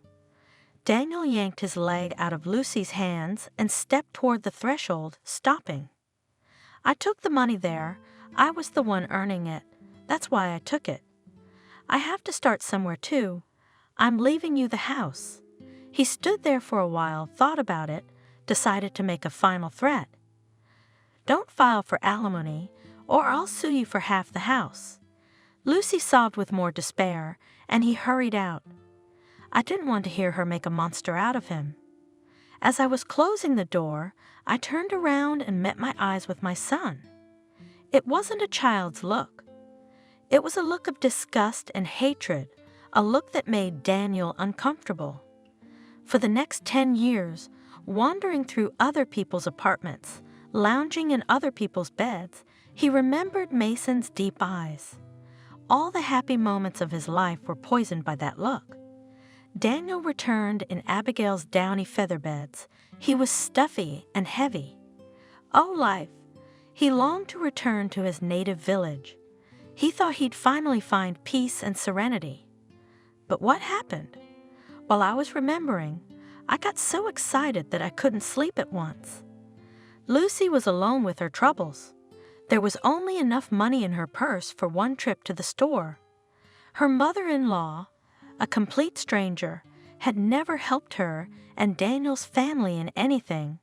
She only taught them and demanded help from her son. Lucy recalled how on her grandson's birthday, the old woman sat at the table with tight lips. She ate the food with her daughter-in-law's pleasure, but never once praised the treats. As a gift to her grandson, she brought a 100-year-old yellowed piece of cloth. That's what kind of material used to be. It's unbelievable. 10 years in the trunk, and as if it was bought yesterday. On Lucy, you can make a shirt for your little boy. And with a proud look she gave the gift. Lucy couldn't remember any other gifts from her mother-in-law. Now that Daniel had left her and Mason to fend for themselves, the old woman was beginning to slander her daughter-in-law. What could she expect from an orphan? She's a promiscuous girl. She was like that when she was young, and they probably kicked her out of town to the country. Who would want her in town? "Come on, you're lying," said the kind-hearted neighbor. She was a clever girl, beautiful, until they got into trouble. And your son left her with an invalid child. And he's an invalid because of his mother. How come? How do we know what she did to him? Maybe she's pregnant. What'd she do to keep from giving birth? Maybe he's not Daniel Mason. "Oh, I think you're a witch, Betty," the neighbor used to say in her heart. "You've been like that all your life, and you've gone completely mad in your old age. You are slandering your daughter-in-law, but she's a hard worker, Modest, and what a vegetable garden she has. Look, cleanliness and order everywhere. What order is there?" It was only Daniel who kept everything in order. The old woman was bent. "Why don't you tell me how she used to come to your house and scrape out all the dirt? All the years she cleaned your house silly, she wanted to please you." "I don't have a mother of my own," says Aunt Molly. "It's not hard for me to help Mother Daniel. She's ill. But you're shameless, sitting there gossiping. Aren't you afraid of God? Betty has quarreled with her friends and is alone. Her daughter-in-law is now her first enemy. Her grandson doesn't go, and her favorite only son, the beauty and pride of his mother, has left. And that's it." The old woman became ill often, and then she collapsed. Lucy, no matter how kind her heart was, could not take care of her mother-in-law. She was left completely without means of subsistence, what to speak of the treatment of her son. Day and night, exhausted woman's brain was looking for a way out. What to do? How to earn at least a living? While it was summer, she and Mason saved the vegetable garden, lost weight, but did not starve. Lucy, can't you go to your place? Asked her Grandma Clara, worried about her neighbor. No way, Mrs. Claga. Who's going to let me? I don't even have sick leave. They can't keep me on sick leave for years. There's a good woman working there too. She has a family to feed too.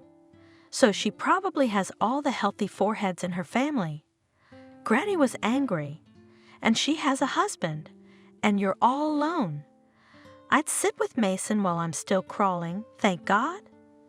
No, a library education wouldn't help, and it would be impossible to leave my son at home and sit in a half-empty library all day.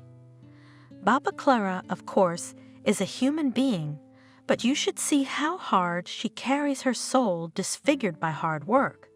She has blood pressure, a bunch of other illnesses, and what kind of salary is a librarian? There's no more work in the village, a school and a nurse's station, neither of which suits her, and there are no vacancies. She can't go to the collective farm. The collective farm has ceased to exist. The world has changed. Life has become much more complicated over the years. Lucy is still only 28, and she feels like an old woman with only one joy, her son. He's growing up smart, reading, drawing. How much has he suffered in the hospital? But he hasn't lost his kindness. Soon it will be too small for him. Mom, why are you so sad? No, son, I'm fine. I'm just thinking. About what? I'm thinking about how we're going to live our lives. Mom, you'll figure it out. You're the smart one. And he reaches for his mother to hug and kiss him. Oh my God! Lucy prayed at night. Lord, show me the way to cure my son, to get him back on his feet. Help me, Lord. I'll do anything. I'll bear anything. Just give me a chance. Open the door for me. Blessed is he who believes. On a clear August afternoon, into the hands of Lucy, desperate to the last degree, the letter carrier handed a letter. From Margaret. Lucy gasped. Mommy, who is Margaret? Asked Mason. Oh, Mason, this is my very, very soulful friend. An orphan? Mason loved his mother's stories about her childhood. Yes, from an orphanage. Lucy hastily opened the letter and began to read. My dear friend, Margaret wrote, I'm writing to you from far away. How did I get here? It's a long story. I've been here for 3 years. I came for the money, but I think I'll stay here. You and I always dreamed of having a house, a bunch of kids, a family. So I decided to make that dream come true, to earn money to buy my own house. I didn't get an education. I knew I'd have to work wherever he put me. I was ready for anything, but I didn't think money would be so hard to come by. Yeah, the pay's pretty good here. If you live frugally, you can easily buy a house in this time. But I don't want a house anymore, Lucy. I don't want anything because I'm never going to have a bunch of kids or a family. I met a nice guy, local. We got close. We were going to get married. He worked as a foreman for loggers, and loggers here are mostly ex-convicts. It's a remote area, you know. They respected my Eric. I won't say anything bad about the laborers, but once 2 of them got drunk and started fighting, pulling out knives. Mine doesn't tolerate such things. At the workplace in the middle of the taiga, it's not allowed. So he went to break them up, even though they were angry mad. They didn't mean to. I believe they meant no harm. Yes, but one of them, in a fever, went right through my Eric's neck. How can you save him? I was pregnant at the time. Trouble doesn't come alone. I turned black with grief. I lost my little girl. The doctor said no more children. There's no reason for me to go to the big land now. Here at least I can visit Eric's grave, but there I have nothing. Lucy, my dear friend, you're all I have left. If you had only come to visit, I would have showered you with flowers, my friend. Lucy read the letter and tears rolled down her face. She remembered the sweet smile of Margaret, the redhead, her laughter. She remembered her parents who had died in a car accident. For Lucy, she became a guide to the life beyond the gates. After all, Lucy herself knew nothing about normal families. Margaret recalled, Lucy felt with her a part of life before. Before the accident, before the orphanage, before she taught Lucy to dream, together they made plans. Margaret's future was determined when a gymnastics coach noticed her. The training camps and practices began. She was prophesied a good sports future, but a minor injury prevented her from continuing gymnastics. It happens, one little thing changes the whole fate. It happened after the girls graduated from the orphanage. Margaret had to go to the factory because it had a dormitory. She regretfully said goodbye to her sports career. Lucy, by that time, had already finished her studies at the local library technical school, and after that she was sent to the village. In the beginning, their correspondence was lively, then went everyday life, cares, and troubles. In difficult moments, Lucy always turned to her friend, of course, in her thoughts. And strangely enough, it helped her. She pictured Margaret's freckled face and asked her advice. The answer always came. And here was a letter from the only person Lucy could call a family member, a friend, a sister who would never let her down. A crazy thought arose in her head and began to take real shape, a plan for the future. All night long she had been putting everything in its place. In the morning, despite the sleepless night, Lucy got up cheerful and determined. The task ahead was even more difficult. It required an effort that even she had never had to make before.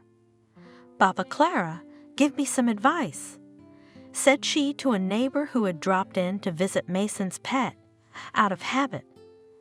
Looking at her pale face, the neighbor realized that the matter was serious. Mason was sent to the yard to play with the kittens. There was nothing to burden the child with unnecessary talk.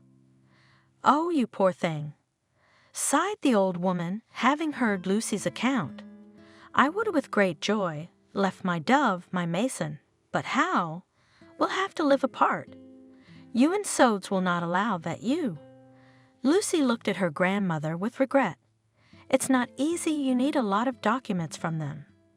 "I'll give you money for the trip, Lucy, I will. I'll have money for the funeral, but I don't need it.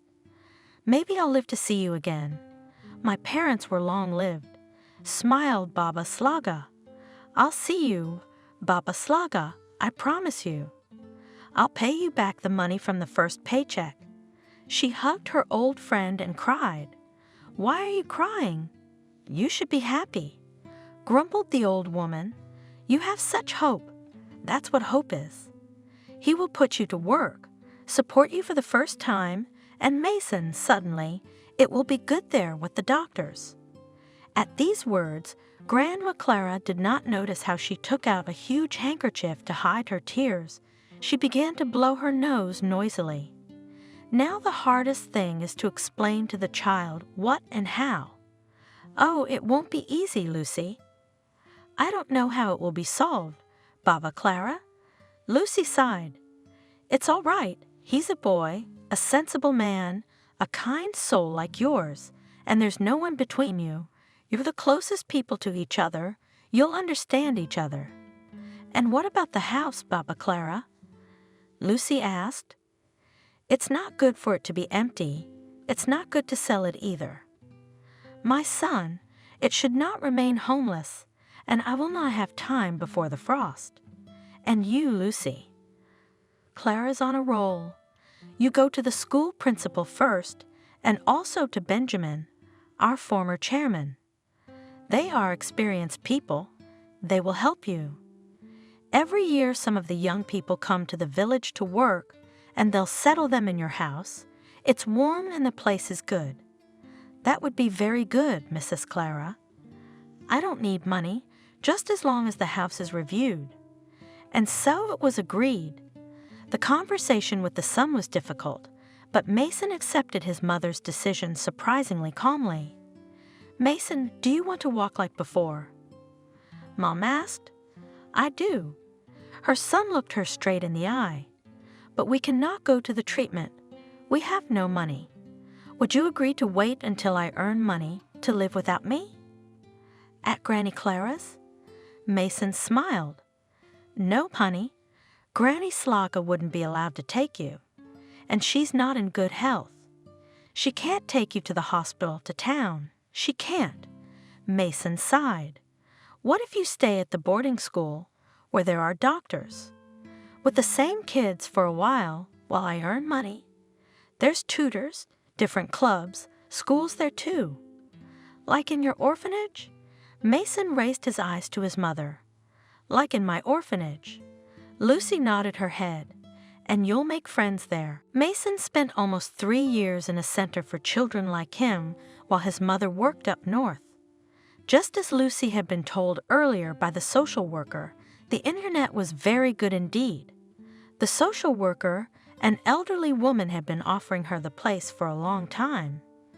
Realizing how hard it is for a single woman with a disabled child, "You made the right decision, Lucy," she reassured her. "There is a very good team of teachers. Doctors are attached to sick children. How long will it take to collect the documents?" Lucy was worried about something else. No. This procedure has been worked out for a long time. You can't imagine how many parents of disabled children find themselves in a difficult life situation. That's why we process everything according to the data we have. The registration of Mason was quick. And now they are already saying goodbye at the door of the local school, as the boarding school was called in the city. "I'll sing you a song every night, just like at home, do you hear, Mason? Wherever I am. Now I'll get in a wagon and go far away. I'll go a long, long way. But every night when you go to bed, I'll sing for you. You listen and you'll hear it. And when will you come, Mama?" Mason tried very hard not to cry. "Son, I'll write to you every week. How much more money do you need to start walking?" "As soon as I get the money I need, I'll come right over." Two hearts were torn apart. How do I get to her? How long is the train? How to dress so as not to get into trouble at this time of year?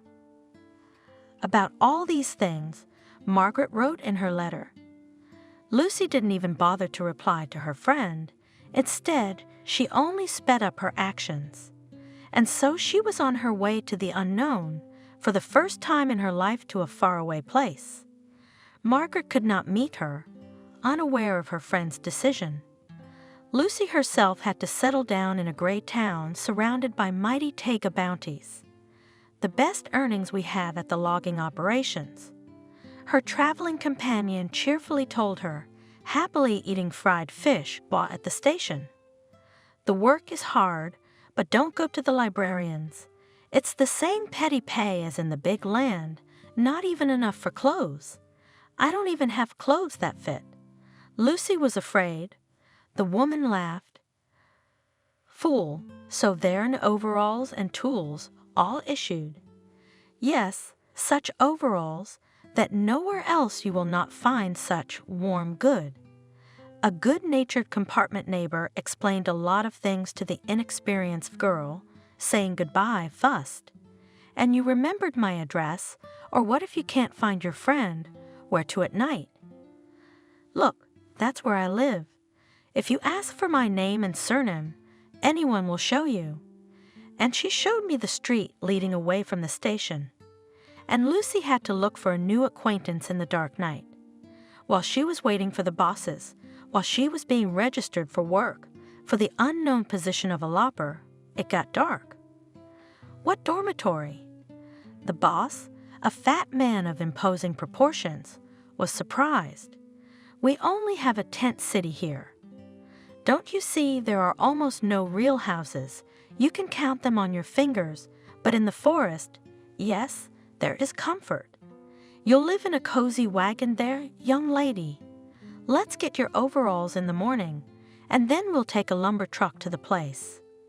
Yes, don't worry, people live here too, not wolves." And he laughed loudly at his joke. Lucy returned back to the station, from where she went down the street indicated, to the place where there were real, according to the cheerful chief houses. The guest was received cheerfully, fed, put to bed.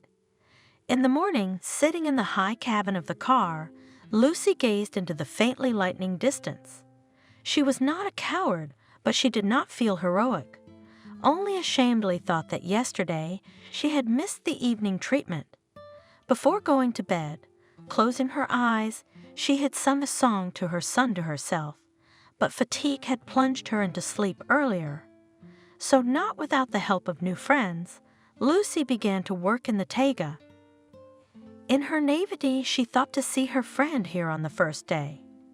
If only she knew how many 1,000 people were cutting wood and chopping off limbs, stacking huge logs on more loads. So far spread the lands of this timber farm that Margaret, she met only thanks to the word-of-mouth radio, through many fellow travelers, sending her greetings. All the more joyful was their meeting. "Come on, Lucy, I'll talk to you, so that you can be transferred to us," Margaret said. "Everyone knows me. I'll talk Charles into it." Charles was the name of the bulky boss who'd hired Lucy. "He'll fight, of course." Margaret smiled. "He'll say, 'You can drop your lady stuff,' but he can also transfer. He's Sutton, and Lucy is already used to her brigade." "No, Margaret," she answered. "Take care of me, do not laugh at me, patiently teach me everything, as I am now from them at once, only to a friend under the wing got. I'll stay at my place. Now we'll be near each other. I'll see you." The work was hard. The day was like another day. My hands fell off by evening. The frost dried my cheeks and tore my lungs. In summer, mosquitoes and nuss, the heavy, hot cedar spirit. People tried to take fewer days off so that they could work and go to the land sooner. Someone strived to earn money and chased the intended amount, but only few people succeeded. In 3 years of hard labor, Lucy had aged 10 years. Every once in a while, she looked in the mirror and was horrified. Would Mason recognize me? She wrote to him every week, received cute drawings, then letters from her son. In spite of her age and ailments, Grandma Clara visited her favorite boy at the boarding school several times. There was a bus to the city.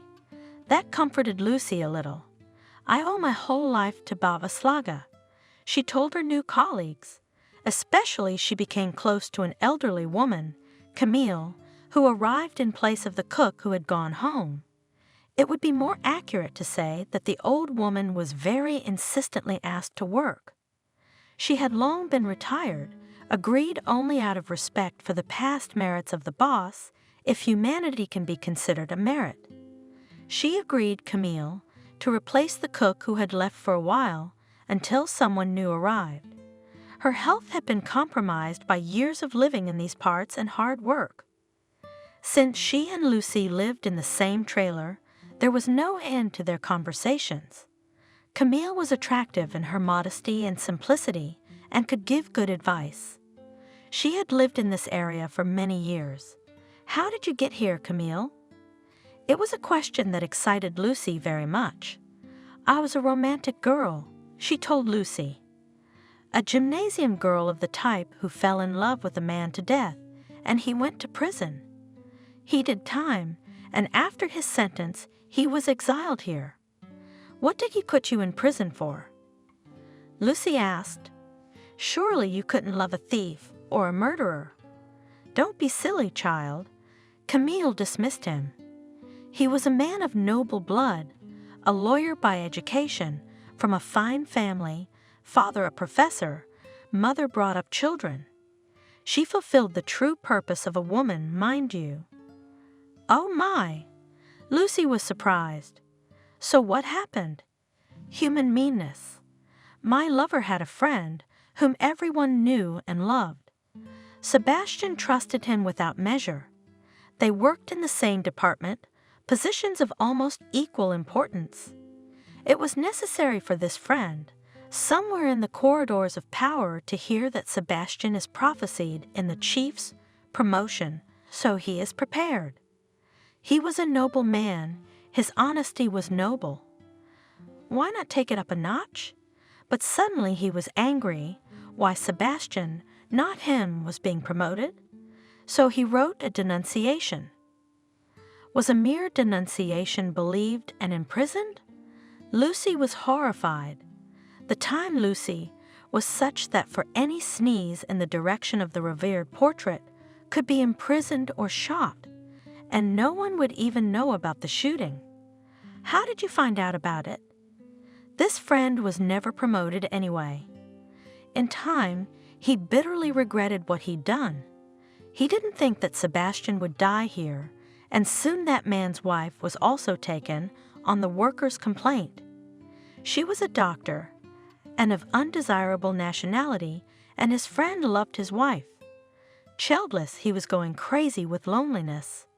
and his conscience must have tormented him too. He left the confession and trusted it to a trustworthy person, and then he took his own life. He knew his wife would never come back. What kind of man is he? Lucy was outraged. He took the life and happiness of so many people, and himself too. My husband is the same, and I'm sure he won't be happy either. What did he do? Is he the reason you're here? Camille asked. Because of him. Lucy sighed. If he had been a faithful man, honest, he would not have left me and my son without money. How did you decide to go to such a terrible place? You're an educated girl. You could work a little. You'd have enough for bread and potatoes. Lucy told the old woman her story without hiding or embellishing anything. At the end of the story, tears spurted from her eyes. Poor girl, said Camille, holding Lucy's head against her chest. You are a hero. Yes, for the sake of a beloved creature one would do anything. If only I could bring Sebastian back, but life is short. It's been many years since he died, and here I am, needy and lonely. Be strong, Lucy. Since then, Camille had been discreetly patronizing Lucy. So, kind, though seemingly stern, she was always making sure Lucy dried her clothes, tucking in better pieces of food in the dining room. She knew Lucy wasn't just making money, she was saving her son.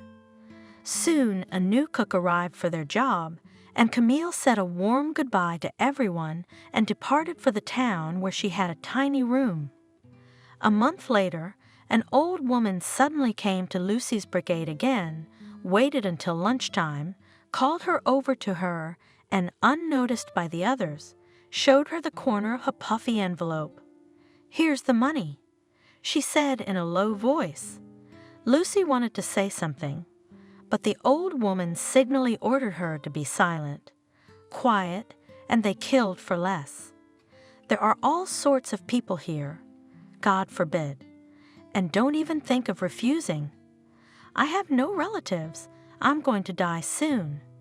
They'll scatter like crows anyway, and you'll have a job to do. Go away, save your son and yourself. No one has ever taken good health away from here. How old do you think I am? 100 years old? I just turned 70. There was enough money to do 3 Mason surgeries. Lucy took the money and left.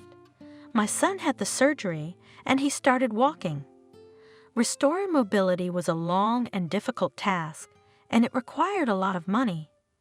It was only Camille's gift that made this miracle possible. Mason worked with the best physiotherapists, practiced physical therapy, and constantly strengthened his legs. And a year later, Lucy returned to the distant Tega town and took Camille to herself. The old woman cried, almost kissed her hands, saying that she had acquired a family. She had grown old, but she kept her activity and lively mind. So the 3 of them lived together. Camille worked hard in the vegetable garden, helped Lucy a lot around the house. It seemed there was no skill she didn't possess. Babs Camille, where did you learn to do that? Mason wondered, munching crisply on her baked waddles. At Granny Clara's, and they're not so tasty. But don't tell her that, she'll be offended. Camille and Mason looked at each other conspiratorially and giggled. Both old women had a temper, but their age, their shared memories of the past, kept them close friends. They often posed on the bench, one big as a bear, the other small, dry gray knot on the top of her head. Nothing of Lucy's past life in the village, of course, was recognized. The old women were silent as partisans. Lucy made a pie in the morning. While she was making the paste, preparing the filling, the sun rose quite high. I'll be ready in time for lunch, said Lucy, and began to heat the oven. At that time, a dog barked in the yard. Lucy came out and was stunned to see Daniel standing on the other side of the gate. He was smiling at his ex-wife as if nothing had happened. Following her mother and Mason went outside to see who it was. The dog didn't usually bark at his own, so it must be someone else. Lucy walked to the wicket gate, throwing to her son on the way. "Mason, get away from the sin." The son walked slowly toward the house. Lucy did not look in his direction. Her heart was tearing out of her chest. The hated man stood on the other side of the fence and smirked. He hadn't changed much even in those 10 years, only became, as if shallower, uncasey, and maybe now the ex-wife saw him with different eyes. "Why did you come?" Coldly, Lucy asked him. "Go where you came from. There's nothing of yours here." "I didn't come here to demand anything." The smile slowly fell off Daniel's face. "I came back to check on you. We're not strangers. What are you doing here?" "Your money's gone." "I took it all. I didn't even leave any money for my son's medicine." Daniel, of course, didn't expect a warm welcome, but it was the first time he'd seen Lucy so angry. He's her lawful husband. She could still behave more decently. He decided to take offense. "Why did you do that?" "But it turned out so. But I came back, and you're not happy." "Daniel, are you serious? After all these years, after what you did, you think you can just come back? I know you're single, so you were waiting. For you?" "Waiting?" Lucy even choked with indignation. How insolent is he? It disgusted her to look at his fat face. "What did I do?" "What? I ask you. You live happily, everything is fine, and then this is my house too. You a shoal." The woman barely restrained her anger not to attack her ex-husband with fists. "Go away." "What shared house? You stole the money that was prepared for the child's operation. You left us in a position we wouldn't wish on an enemy. You haven't paid a dime of child support. How can you even say that?" Suddenly, Lucy saw Mason standing next to her. He had a shotgun in his hand. The guy threw it down and aimed it at Daniel and said, "Go away, and don't ever come near our house."